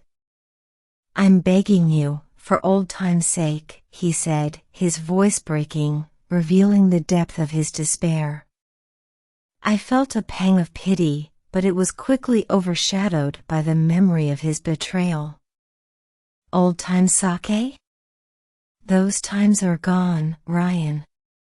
You should have thought about the consequences before you cheated and lied." I turned to leave, but his next words stopped me in my tracks. "I'm sorry, Amelia.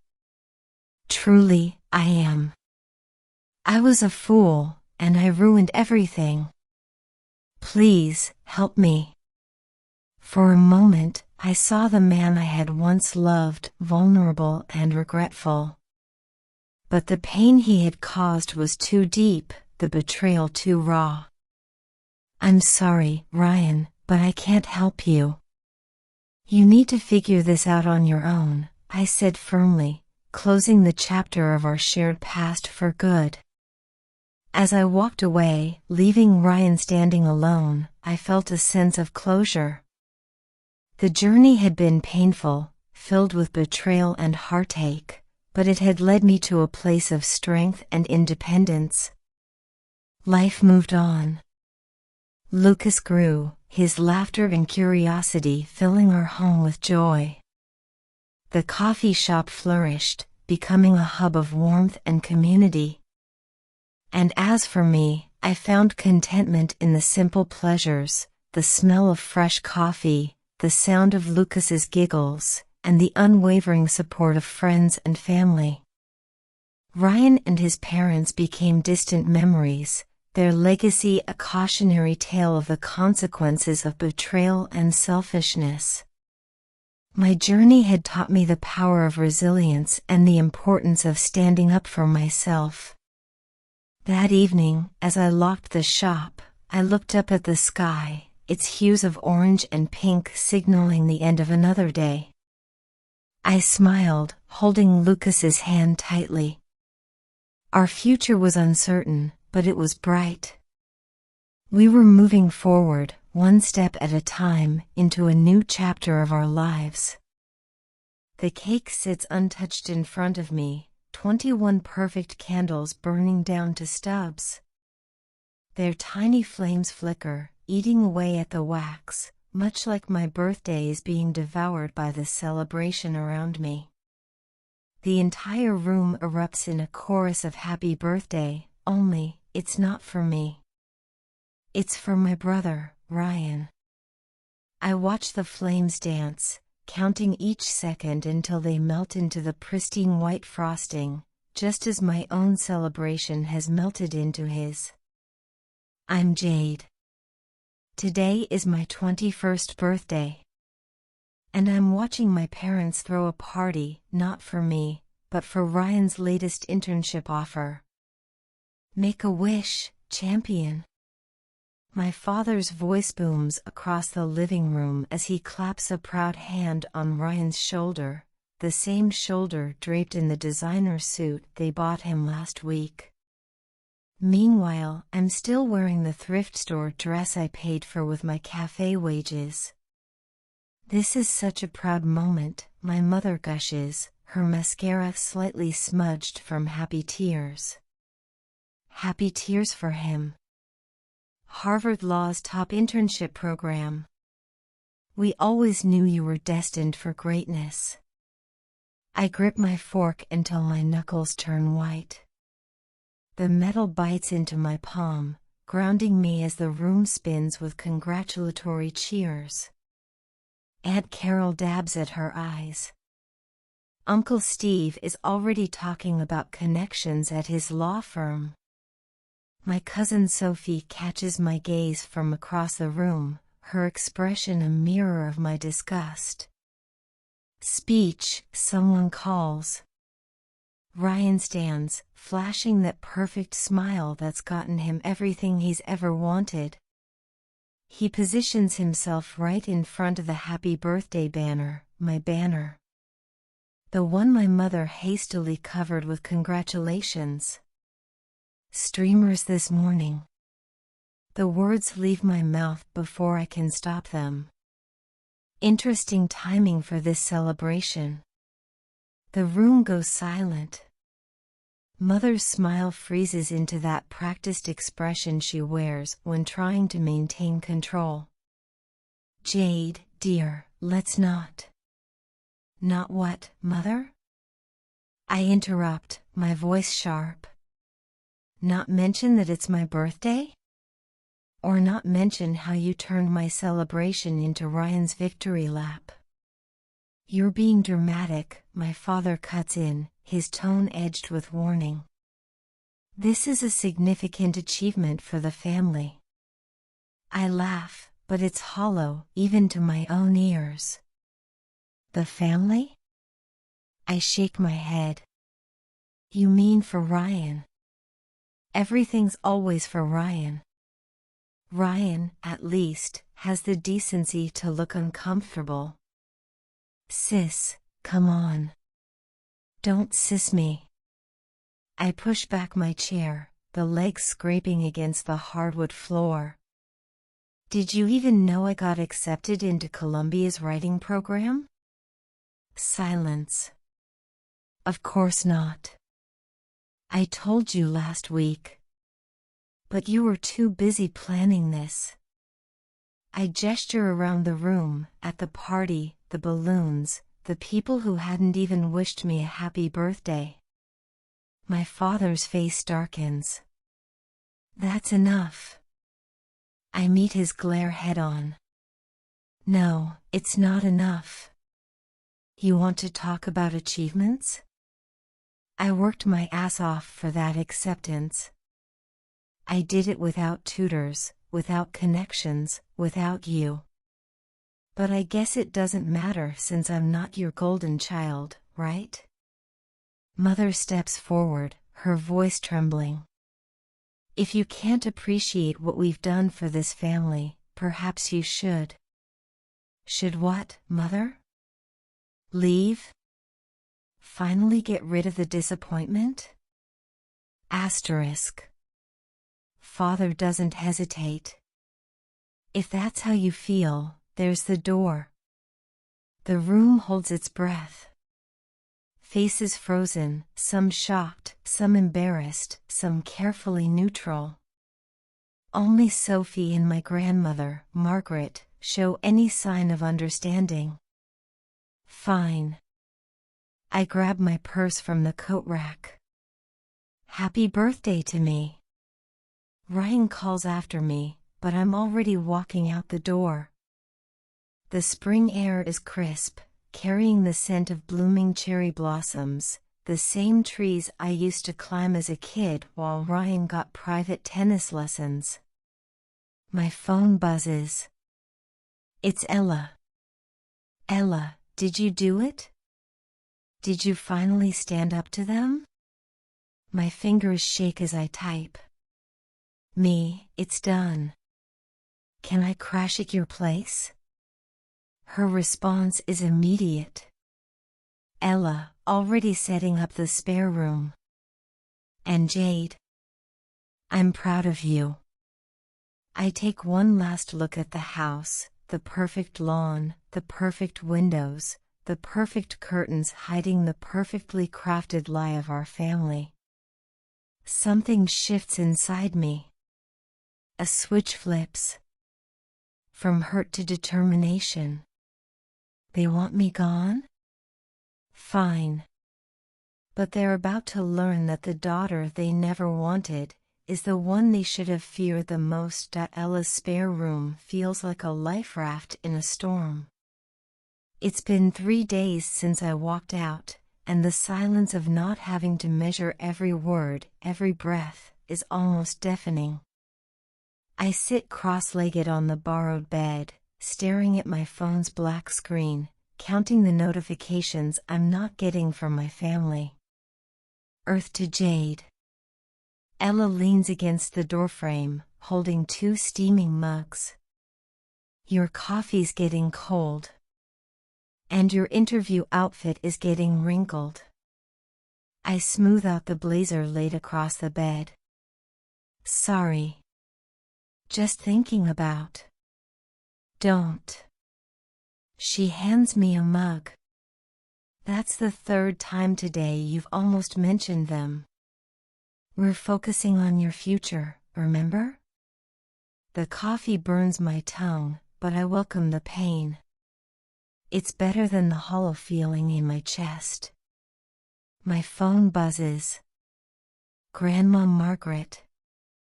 Gran, Jade, darling, are you safe? I'm okay, Gran. Staying with Ella. Gran, good girl. Listen carefully, I've been waiting for you to stand up to them. There are things you need to know. But not over the phone. Meet me at Riverside Park tomorrow, 10 a.m., the usual bench. Before I can respond, I hear my mother's voice in the background. Gran's message is rushed. I have to go. Tomorrow. 10 o'clock. Then the line goes dead. Ella raises an eyebrow. That sounded cryptic. I nod. Gran's always been different from the rest of them. She actually sees me. I exhale, straightening my blazer. But right now, I need this job. I can't keep crashing here forever. Ella smirks. As if I'd let you pay rent. But you're right, you need your own money. If you're really cutting ties, you have to be independent. I walk out of my interview at Urban Grind with a job offer in hand. The scent of freshly ground coffee lingers in the air, warm, inviting, filled with possibility. I almost miss the figure leaning against my car. Almost. Ryan. Nice ride, he says, tapping the rusty fender of my second-hand Honda. Better than walking, I guess. I cross my arms. What do you want? His jaw tightens. Mom and Dad are worried. They want you to come home. I laugh, bitter and sharp. Home? That stopped being my home the day they decided I was worth less than you. Ryan looks lost. Maybe for the first time in his life. Good. My phone buzzes. Sophie, found something in Uncle Steve's study. You need to see these papers. Can you meet tonight? I glance in my rearview mirror. Ryan is still standing there, looking unsure. For once, I'm not the one left behind. For once, I'm not just a pawn in someone else's game. I take the cupcake but don't eat it. My stomach churns as I glance at Ella, my fingers trembling around the delicate wrapper. Ella, I need to ask you something. She tilts her head, concern flickering in her eyes. What is it? I swallow hard. If this gets ugly, really ugly, are you sure you want to be involved? She takes my hand, squeezing it tight. Honey, I've watched them dim your light for years. It's about time someone helped you shine. I squeeze back, thinking of Gran's cryptic call and Sophie's frantic message. Then let's get started. The morning air bites at my face as I hurry through Riverside Park. Gran is already at our bench, her silver hair catching the autumn light. She's holding a thick manila envelope, her fingers trembling slightly as she grips it. You look tired, darling, she says as I sit beside her. First week at the new job. Everything hurts except my pride. I try to smile, but Gran's expression stops me. What's wrong? She presses the envelope into my hands.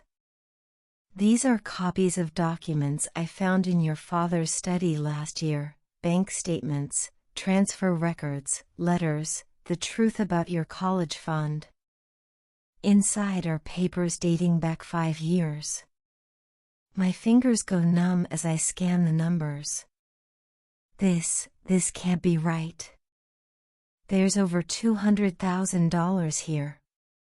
Gran's voice hardens. Your grandfather set up trust funds for both you and Ryan before he died. Equal amounts. Your father was supposed to be the trustee until you turned 21. The world tilts sideways. But they said they couldn't afford my tuition. That's why I had to take out loans. They transferred your money to Ryan's account. Gradually, over years. Private schools, sports camps, that ridiculous car. She takes my hand. I tried to stop it, but Derek threatened to cut off my access to the family if I interfered. My phone buzzes, Sophie calling. I ignore it, my hands shaking as I flip through more documents. Does Ryan know? No. He's as much a victim of their manipulation as you are, just in a different way. They've made him dependent. Entitled. Another buzz, Sophie again. This time, I answer. Jade, thank God. You need to get home. Right now. What? Why? Your father found out I was in his study. He's destroying everything. My heart stops. What do you mean, destroying? Papers, files, everything. He knows someone's been looking into the accounts. He's in a complete panic. Gran grabs my arm. Go. Now. I'll make copies of these. I drive like a woman possessed, reaching my parents' house in record time. Sophie meets me at the side door, her face pale. They're in the study. Your mom's trying to calm him down, but a crash from upstairs cuts her off. We race up together, finding the study door locked. I pound on the wood. Open this door. I know what you did with my trust fund. Silence. Then my father's voice, eerily calm. You don't understand anything, Jade. I understand enough. $200,000, Dad. My future. You stole it. We invested it in your brother's future. The family's future. My mother's voice now, strained. Everything we did was for this family. No, I say, my voice steady despite the rage burning in my chest. Everything you did was for Ryan. And now everyone's going to know. The door flies open. My father stands there, papers scattered around him. A waste paper basket smolders with half-burned documents. You wouldn't dare destroy this family's reputation. I hold up my phone, recording. You already did that yourself. And now, I have proof. His face contorts. You ungrateful. My mother grabs his arm as he steps toward me. For the first time, I see fear in her eyes.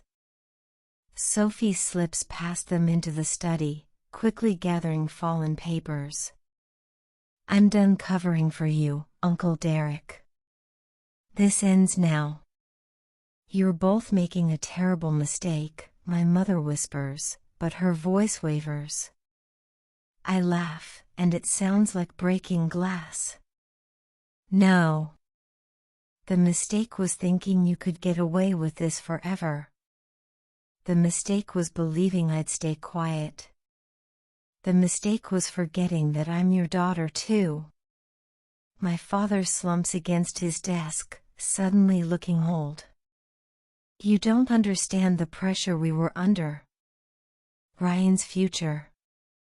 Save it for the lawyers. I turn to leave, then pause. Oh, and happy birthday to me. Finally got my inheritance after all. The annual family reunion invitation sits on Ella's coffee table like a loaded gun. I've been staring at it for an hour, the gold embossing catching the afternoon light. This year's host, Ryan. It's perfect, Sophie says through my phone speaker. Everyone will be there. The whole family will have to face what they did. I trace the embossed letters. Ryan's hosting at the lake house. That's where your grandfather signed the trust documents, grand finishes, her voice joining Sophie's on the call.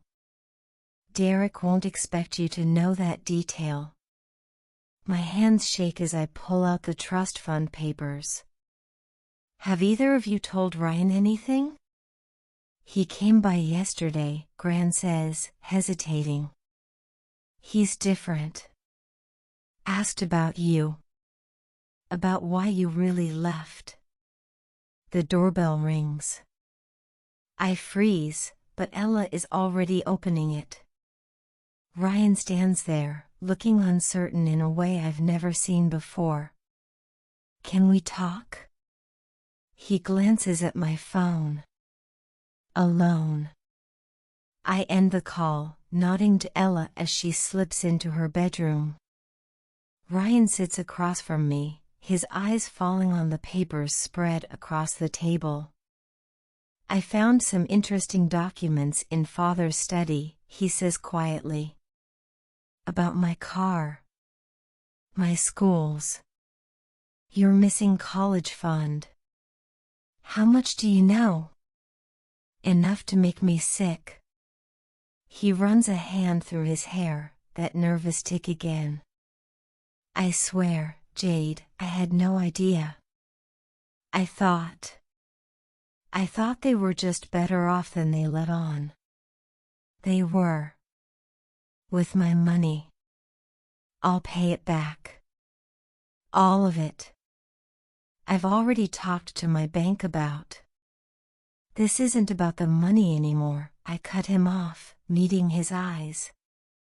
This is about years of lies. About them making you their golden child while treating me like I didn't exist. About them burning evidence when they realized I knew. Ryan picks up the reunion invitation.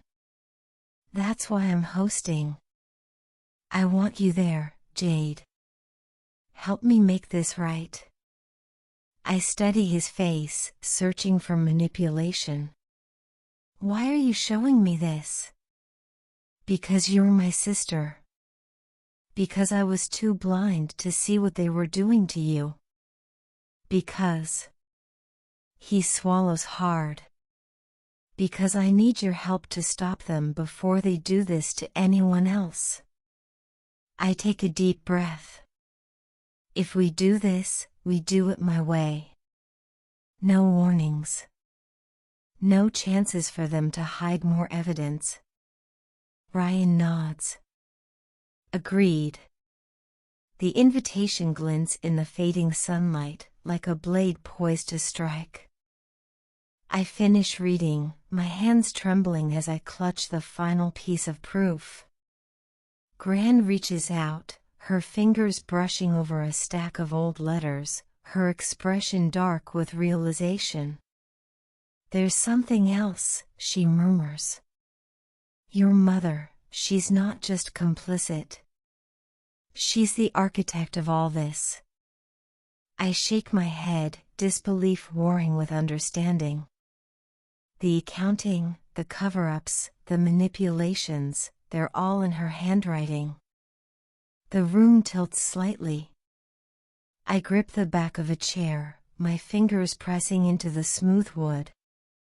Every time she pushed me aside, every moment she favored Ryan over me, she wasn't just playing favorites. She was protecting their scheme. Jade, Ryan's voice is uneven, almost hollow. There's more. He hands me a document. My birth certificate, yellowed at the edges, and clipped to it is an insurance policy dated 21 years ago. My stomach knots as I read the terms. A $5 million payout, Gran whispers, but only if, she swallows hard. If you died before turning 21. The words taste like ash. My birthday.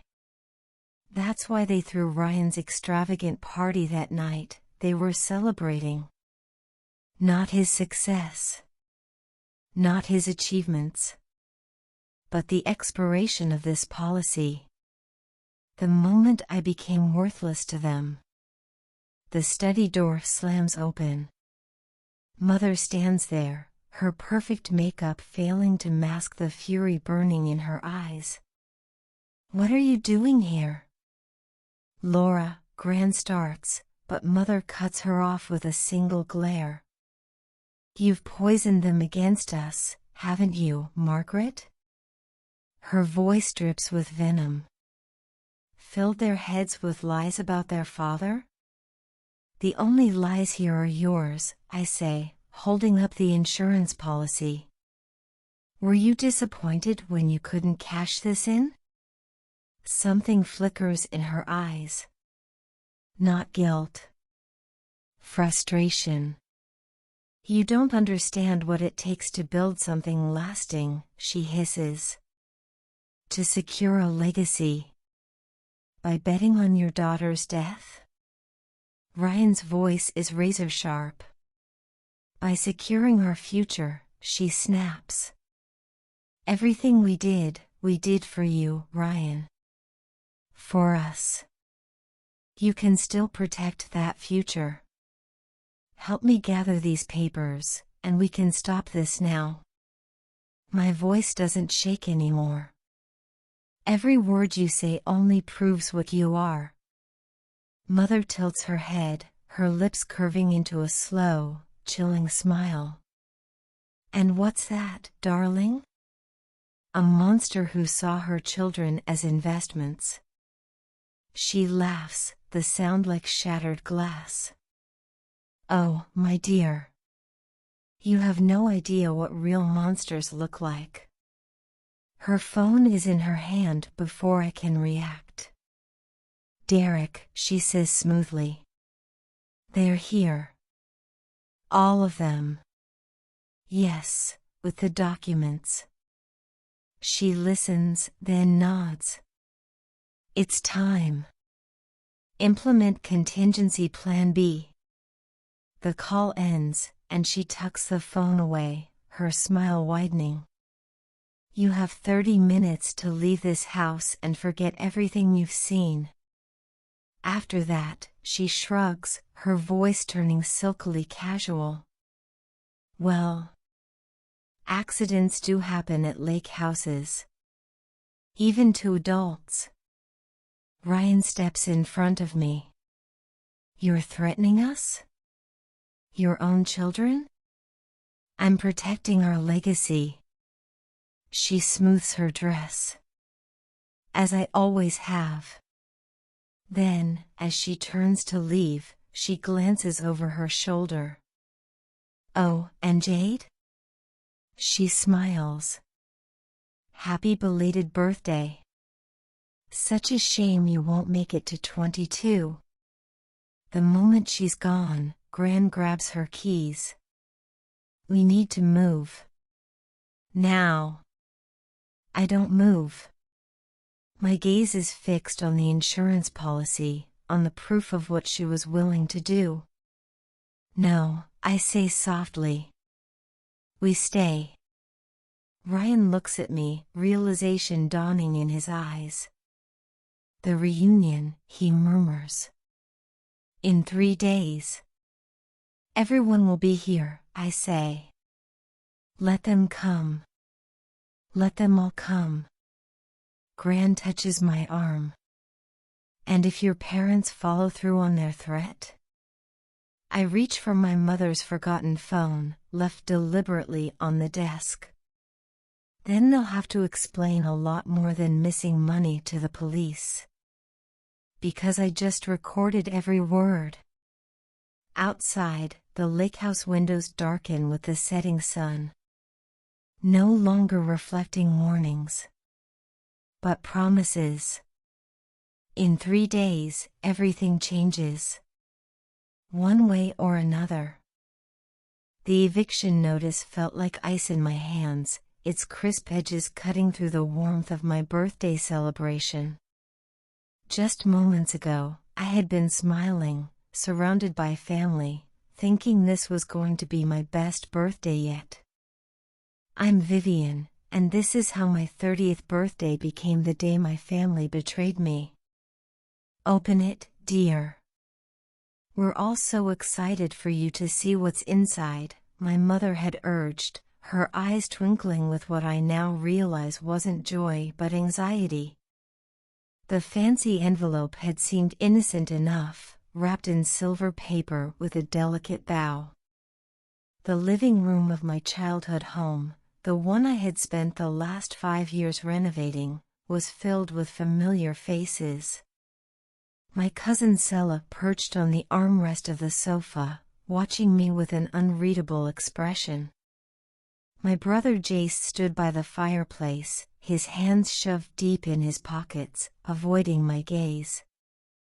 Come on, Viv, we haven't got all day, Sella chirped, her voice honey-sweet.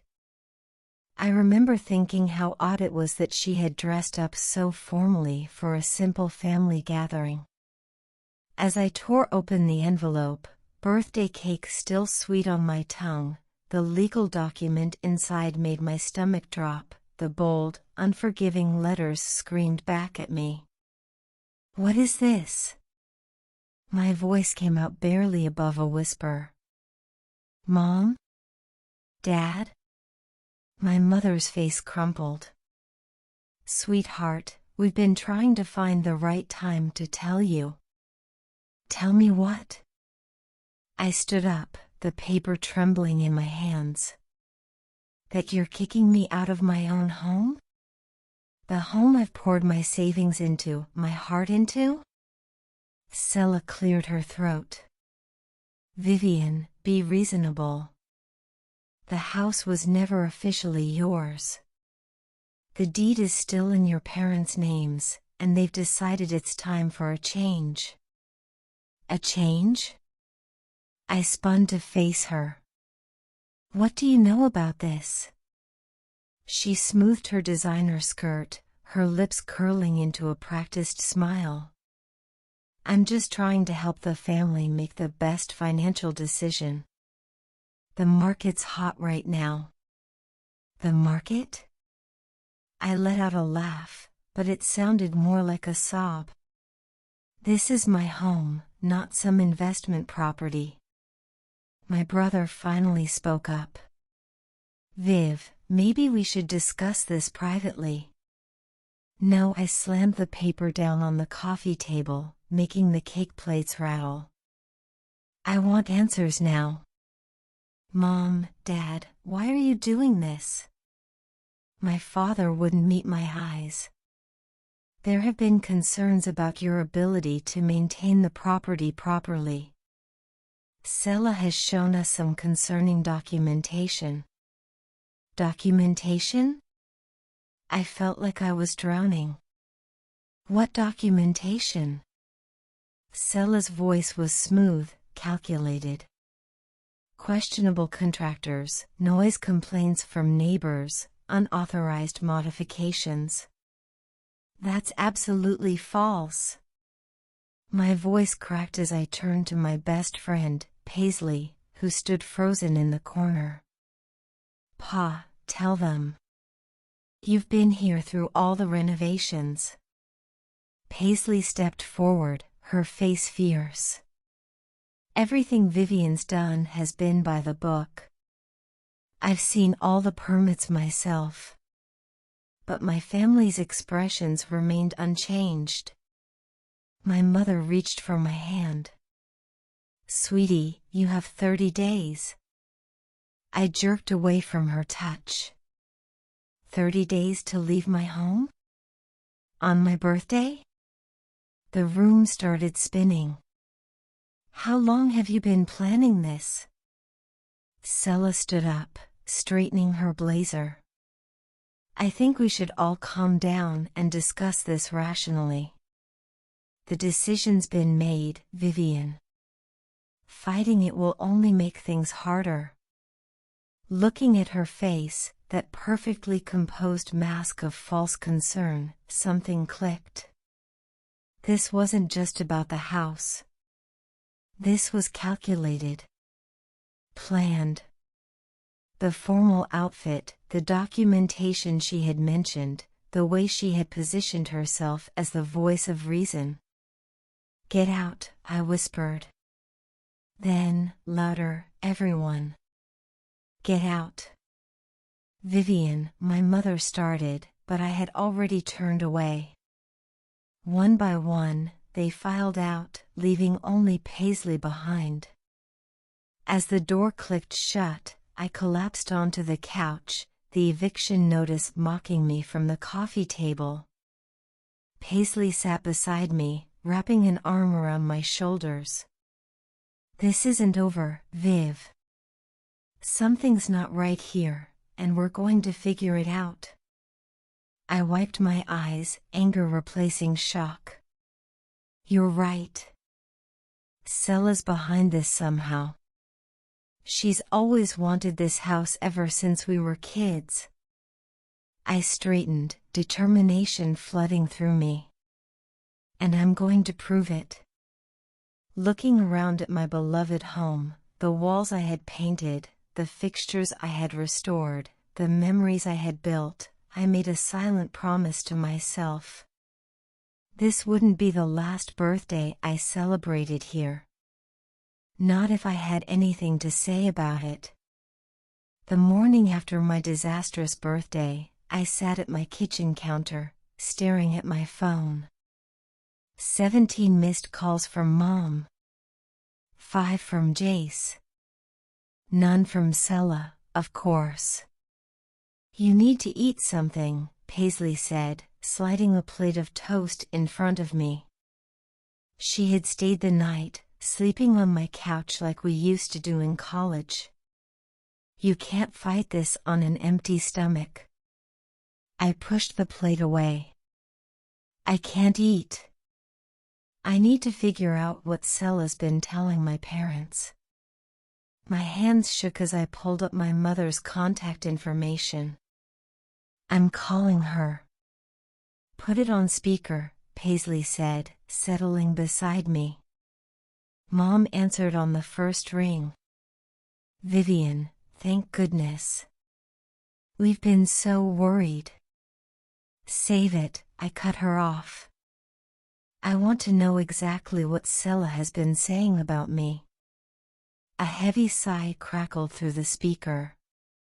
Honey, it's not just what Sella said. She showed us documentation, unauthorized construction, complaints from the neighborhood association.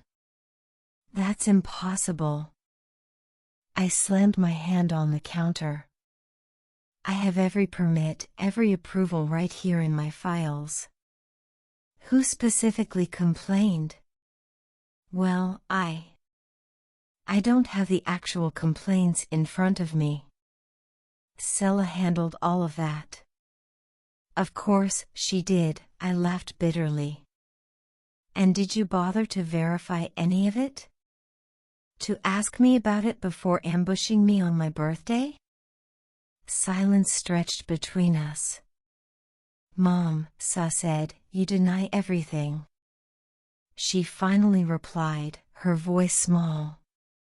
She said you've been struggling financially, that you've been cutting corners. I want copies of everything, I demanded. Every document, every complaint, everything Sa showed you. Vivian, please understand. No, you understand. That house is my life. I've put every penny I have into it, and I'm not leaving without a fight. I hung up before she could respond. Paisley squeezed my shoulder. That's my girl. Now what? Now, we gather evidence. I grabbed my laptop. I need proof that Sella's lying. My phone buzzed, a text from Jace. Meet me at Carlos's coffee in 30. Need to talk. 20 minutes later, I walked into Carlos's, spotting my brother in our usual corner booth. His face was drawn, guilty. You knew, I accused, sliding into the seat across from him. You knew what they were planning. Jace ran a hand through his hair. I found out yesterday morning. Mom and Dad swore me to secrecy. Said Sa had proof you were in trouble. And you believed her? Of course not. He leaned forward. Look, something weird is going on. Last week, I overheard Sella on the phone talking about property values and development opportunities in the neighborhood. My heart stopped. Development opportunities? Yeah. And get this, her fiancé, Valentine? His family owns that new luxury condo complex downtown. The pieces started falling into place. Our street was one of the last historic areas in town, prime for development. My house sat on the largest lot. She wants to sell it to developers, I whispered. That's why she's doing this. There's more, Jace said. I did some digging. Sella's been meeting with the City Planning Commission. And guess who else attended those meetings? Mom and Dad, I guessed. He nodded. They think they're protecting you from financial ruin, but Sa is playing them. She's convinced them selling is the only way to save you from yourself. My phone buzzed again, an email from Mom with attachments. I opened them, scanning quickly. These documents, I showed them to Jace. The letterhead is wrong. The permit numbers don't match my records. She forged them. Keep your voice down, Jace warned, glancing around. Sella's got friends everywhere. I don't care. This is proof she's lying. I stood up, energized. I need to show Mom and Dad. Wait. Jace grabbed my wrist. Saw's wedding to Valentine is in 2 weeks. Everyone will be there, family, friends, business associates. If you're going to expose her, that's your chance to do it properly. I sank back into my seat, mind racing. 2 weeks to gather evidence. To prove she's trying to steal my home for her fiancé's development company. I'll help, Jace said firmly. So will Paisley. But we have to be smart about this. I nodded, determination replacing despair. Saw thinks she's won, that I'll just roll over and accept this.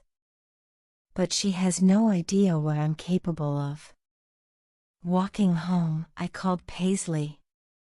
Hey, remember that friend of yours who works at the city planning office? We need to talk to her now. The game was on. And this time I was playing to win. The planning office smelled like stale coffee and printer ink. Paisley's friend, Amanda, pulled another file from the cabinet, adding it to the growing stack on her desk. These are all the development proposals for your neighborhood from the past 6 months, she said, keeping her voice low despite the empty office. Including 3 from Valrum Development Group. Valentine's company, I muttered, flipping through the pages. My hands froze on a familiar sketch. This is my house. Paisley leaned over my shoulder. Look at the date. This was filed 2 months ago. Before the eviction notice, I said, anger building. Before any of this started. Amanda glanced nervously at the door. There's something else. These signatures here. She pointed to the bottom of the document. Your parents' names, authorizing the preliminary survey. My stomach lurched. They've been planning this for months. Viv, Paisley grabbed my arm, pointing to another name. Look who notarized it. The name jumped off the page. Marcus Quinn. Sella's father. That sneaky little. I stopped as footsteps echoed in the hallway. Amanda quickly gathered the files, shoving them back into the cabinet. I've got copies at my desk, she whispered. I'll email them to you tonight. We barely made it out before someone entered the office. In the parking lot, I leaned against my car, trying to steady my breathing. We need to talk to Valentine, Paisley said. Maybe he doesn't know what Sella is doing. He has to know. His company filed the proposals. My phone rang. Jace. Sis, you need to get to Mom and Dad's. Now. What's wrong? Sella's there. With some contractor. Talking about renovation plans. They're acting like they already own the place. I was already in my car. I'm coming. I was just at the city planning office, I said, sliding a folder onto the table. Looking at some very interesting documents about my house. Leah's eyes narrowed. Your house? The Victorian that Sella mentioned? The same one your brother's company plans to demolish. I leaned in slightly, watching Valentine's expression. Demolish? Leah turned to her brother, suspicion laced in her voice. Val, what is she talking about? Valentine exhaled slowly, dabbing his mouth with a napkin. This isn't the place for. It's exactly the place. I cut him off and spread the development proposals across the table. Your company filed these 2 months ago, before the eviction notice. Before all of Sella's lies. Leah snatched the papers, her face darkening as she skimmed through them. You're planning to tear down the entire street? Replace it with condos? Valentine straightened his tie. It's a sound business decision. It's my home, I shot back. And Saw's been manipulating my family to get it. Valentine hesitated. Your parents were willing sellers. I saw the flicker of doubt in his expression before Paisley leaned forward. They were willing because Sella tricked them, she said. She forged documents, fed them lies, and made them believe Viv was financially drowning. Leah pushed her plate away, her disgust evident. Is this why you're rushing the wedding? To close this deal before the truth comes out? Valentine sighed. The timing is convenient. I laughed bitterly. Convenient? You're destroying people's homes, their history. Progress requires sacrifice, Valentine muttered. Leah shook her head. No. This requires deception. And I won't be part of it. She grabbed her bag and stood up. Count me out of the wedding party. Leah, wait, Valentine called after her, but she was already storming out. I turned back to him with a sweet, knowing smile. Trouble in paradise? Valentine's eyes darkened. You have no right to interfere in my business. And you have no right to my house. I stood, sliding a business card across the table. That's my lawyer's number. You might need it. Outside, Leah was waiting by my car. I want to help. I folded my arms. Why should I trust you? Leah's expression hardened. Because I've watched Sella manipulate my brother for months. Because I know how she operates. Her voice dropped. And because I have access to Valrum's internal files. Paisley grabbed my arm. Viv, this could be huge. I studied Leah for a long moment. What's in it for you? Her jaw tightened.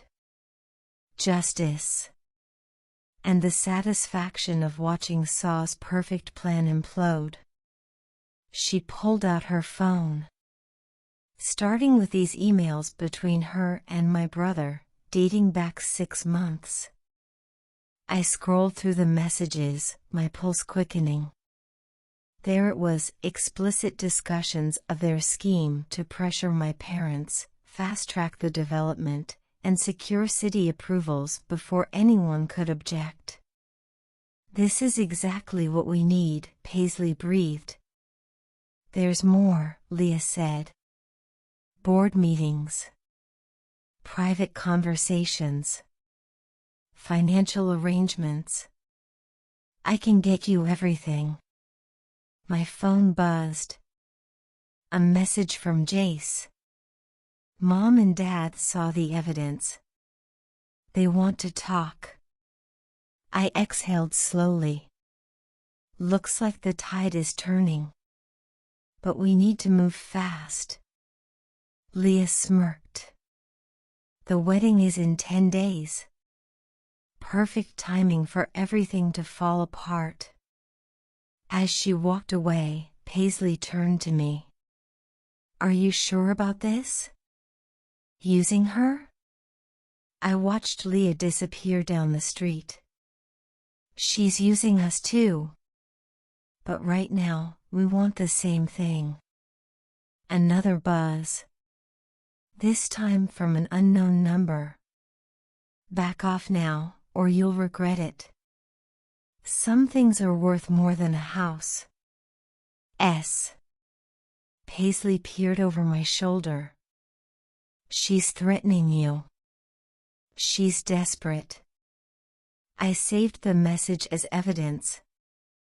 And desperate people make mistakes. I turned toward my car, my determination hardening. Let's go see my parents. It's time to show them exactly who they've been protecting. I woke to the sound of breaking glass. Heart hammering, I bolted out of bed and ran downstairs. My front window was shattered, glass shards glinting in the moonlight. A brick lay among them, wrapped in a note. Final warning. My hands shook as I dialed the police. While waiting, I texted Paisley and Jace. They arrived before the officers did. Jace picked up the brick, his jaw clenched. This has gone too far. I'm not backing down now. I handed the note to the police officer. He barely glanced at it. Just file a restraining order. Not much we can do without proof of who threw it. After they left, Paisley helped me board up the window. At least we have Leah's evidence now, she said. Those emails alone are damning. I checked my phone, 3 missed calls from my mother. I need to go see them. They've had time to process everything. I'm coming with you, Jace insisted. 20 minutes later, we sat in our parents' living room. Mom's eyes were red from crying. We've been such fools, she whispered. All those documents Saw showed us. We wanted to believe she was helping. Dad's voice was heavy with regret. We had no idea they planned to demolish the whole street. We thought they were just renovating. Sela knew exactly what buttons to push, I said. She made you think I was drowning in debt and cutting corners. Jace scoffed. She's been manipulating this family for years. Remember when she convinced you to give her grandma's jewelry instead of Viv? Mom's face crumpled. She said Viv didn't want it, that she thought it was old-fashioned. I swallowed hard. Just like I never made unauthorized changes to the house. Just like I never had complaints from neighbors. Dad exhaled sharply. We know that now. We spoke to the neighbors. No one ever complained. They love what you've done with the place. My phone buzzed. A message from Leah. Emergency.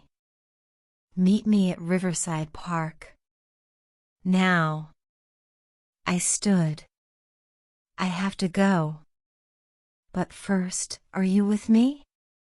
Really with me? Mom squared her shoulders. We'll do whatever it takes to make this right. At the park, Leah paced near the fountain, her face pale. She knows I helped you, she blurted. She's threatening to expose something from my past to the board of Valram. I frowned. Something serious? Leah's hands trembled. A mistake I made years ago. It could ruin my career. I met her eyes. Then let it. She blinked. What? Sometimes you have to lose everything to do the right thing. Leah swallowed hard. Her voice was barely a whisper. You don't understand. I do. I softened. I'm not just fighting for a house. I'm fighting for truth. For justice. For every person Saw has ever manipulated, including you. She wiped her eyes. You're right. I can't let her win. My phone buzzed again. Hope you enjoyed the brick. Next time, it won't be your window. S. I showed Leah the message. Her face hardened. She's unraveling. I exhaled. Good. The more desperate she gets, the more mistakes she'll make. She'll make the rehearsal dinner, Leah said suddenly. All the investors will be there, the board members, the family. Perfect time to expose everything. But Sela will be expecting something. She'll be prepared. I smiled grimly. Then we'll have to be better prepared. I need every document, every email, every piece of evidence you can get. And I need them tonight. Leah nodded. I'll have them to you in 2 hours. As she walked away, my phone buzzed again.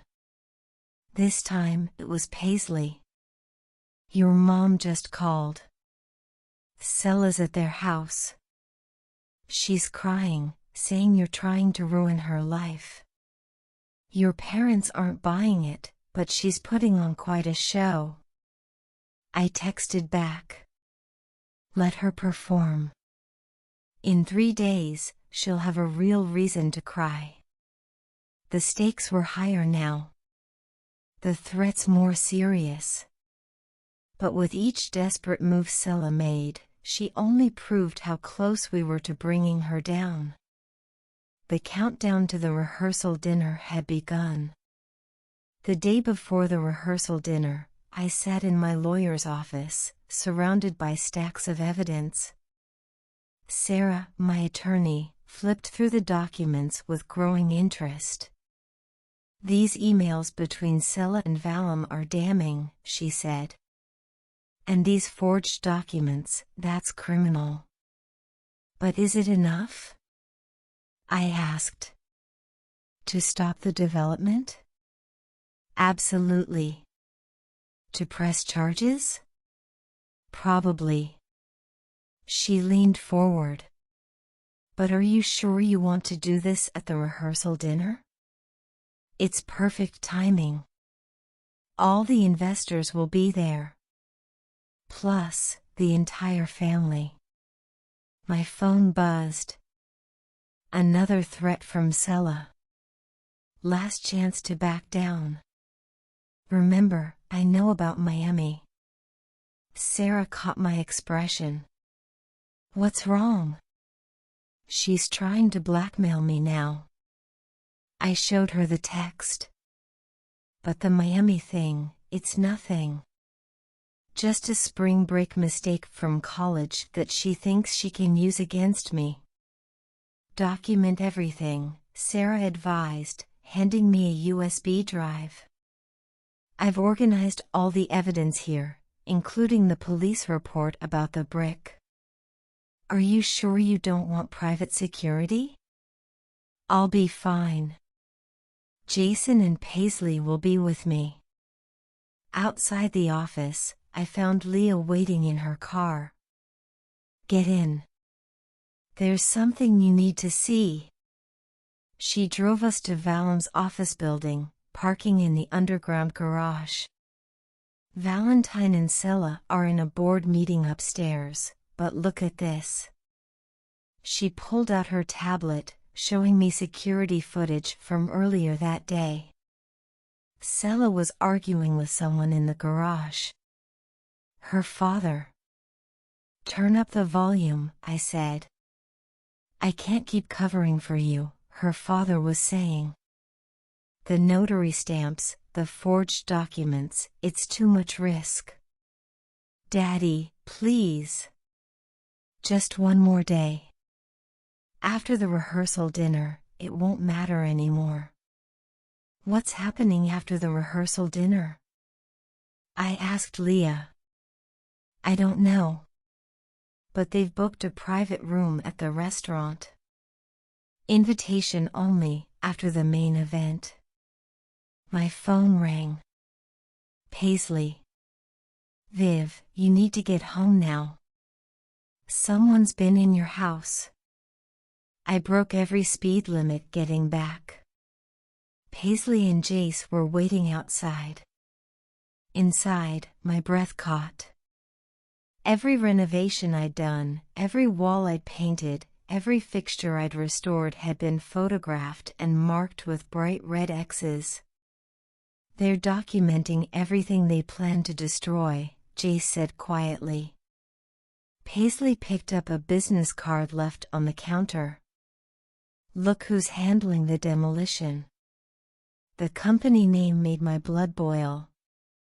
It belonged to Sella's uncle. They're keeping it all in the family, I said bitterly. How did they even get in? Your mom called, Jace said. Sella asked to borrow her spare key this morning, said she needed to measure for wedding decorations. When she refused, Sella broke down crying, saying you were trying to ruin her special day. Mom felt guilty and admitted where she keeps the spare. I sank onto the stairs, looking at the red X's everywhere. This was my grandmother's house. I learned to walk on these floors, had my first kiss in that bay window. You're not going to lose it, Paisley said firmly. Tomorrow night, we end this. My phone buzzed with a text from Leah. Emergency. Sella changed the seating arrangements. You're not invited to the private meeting anymore. Doesn't matter, I texted back. We'll do it during the main dinner. More witnesses that way. Lying in bed that night, I heard footsteps on my porch. Grabbing my phone to call the police, I crept to the window. But it was just my mother, leaving something by the door. A small package with a note. Your grandmother wanted you to have this. I should have given it to you years ago. Love, Mom. Inside was my grandmother's antique locket, the one Sella had claimed I didn't want. Opening it, I found a tiny photograph of my grandmother standing proudly in front of the house the day she bought it. My phone lit up with one final threat from Sella.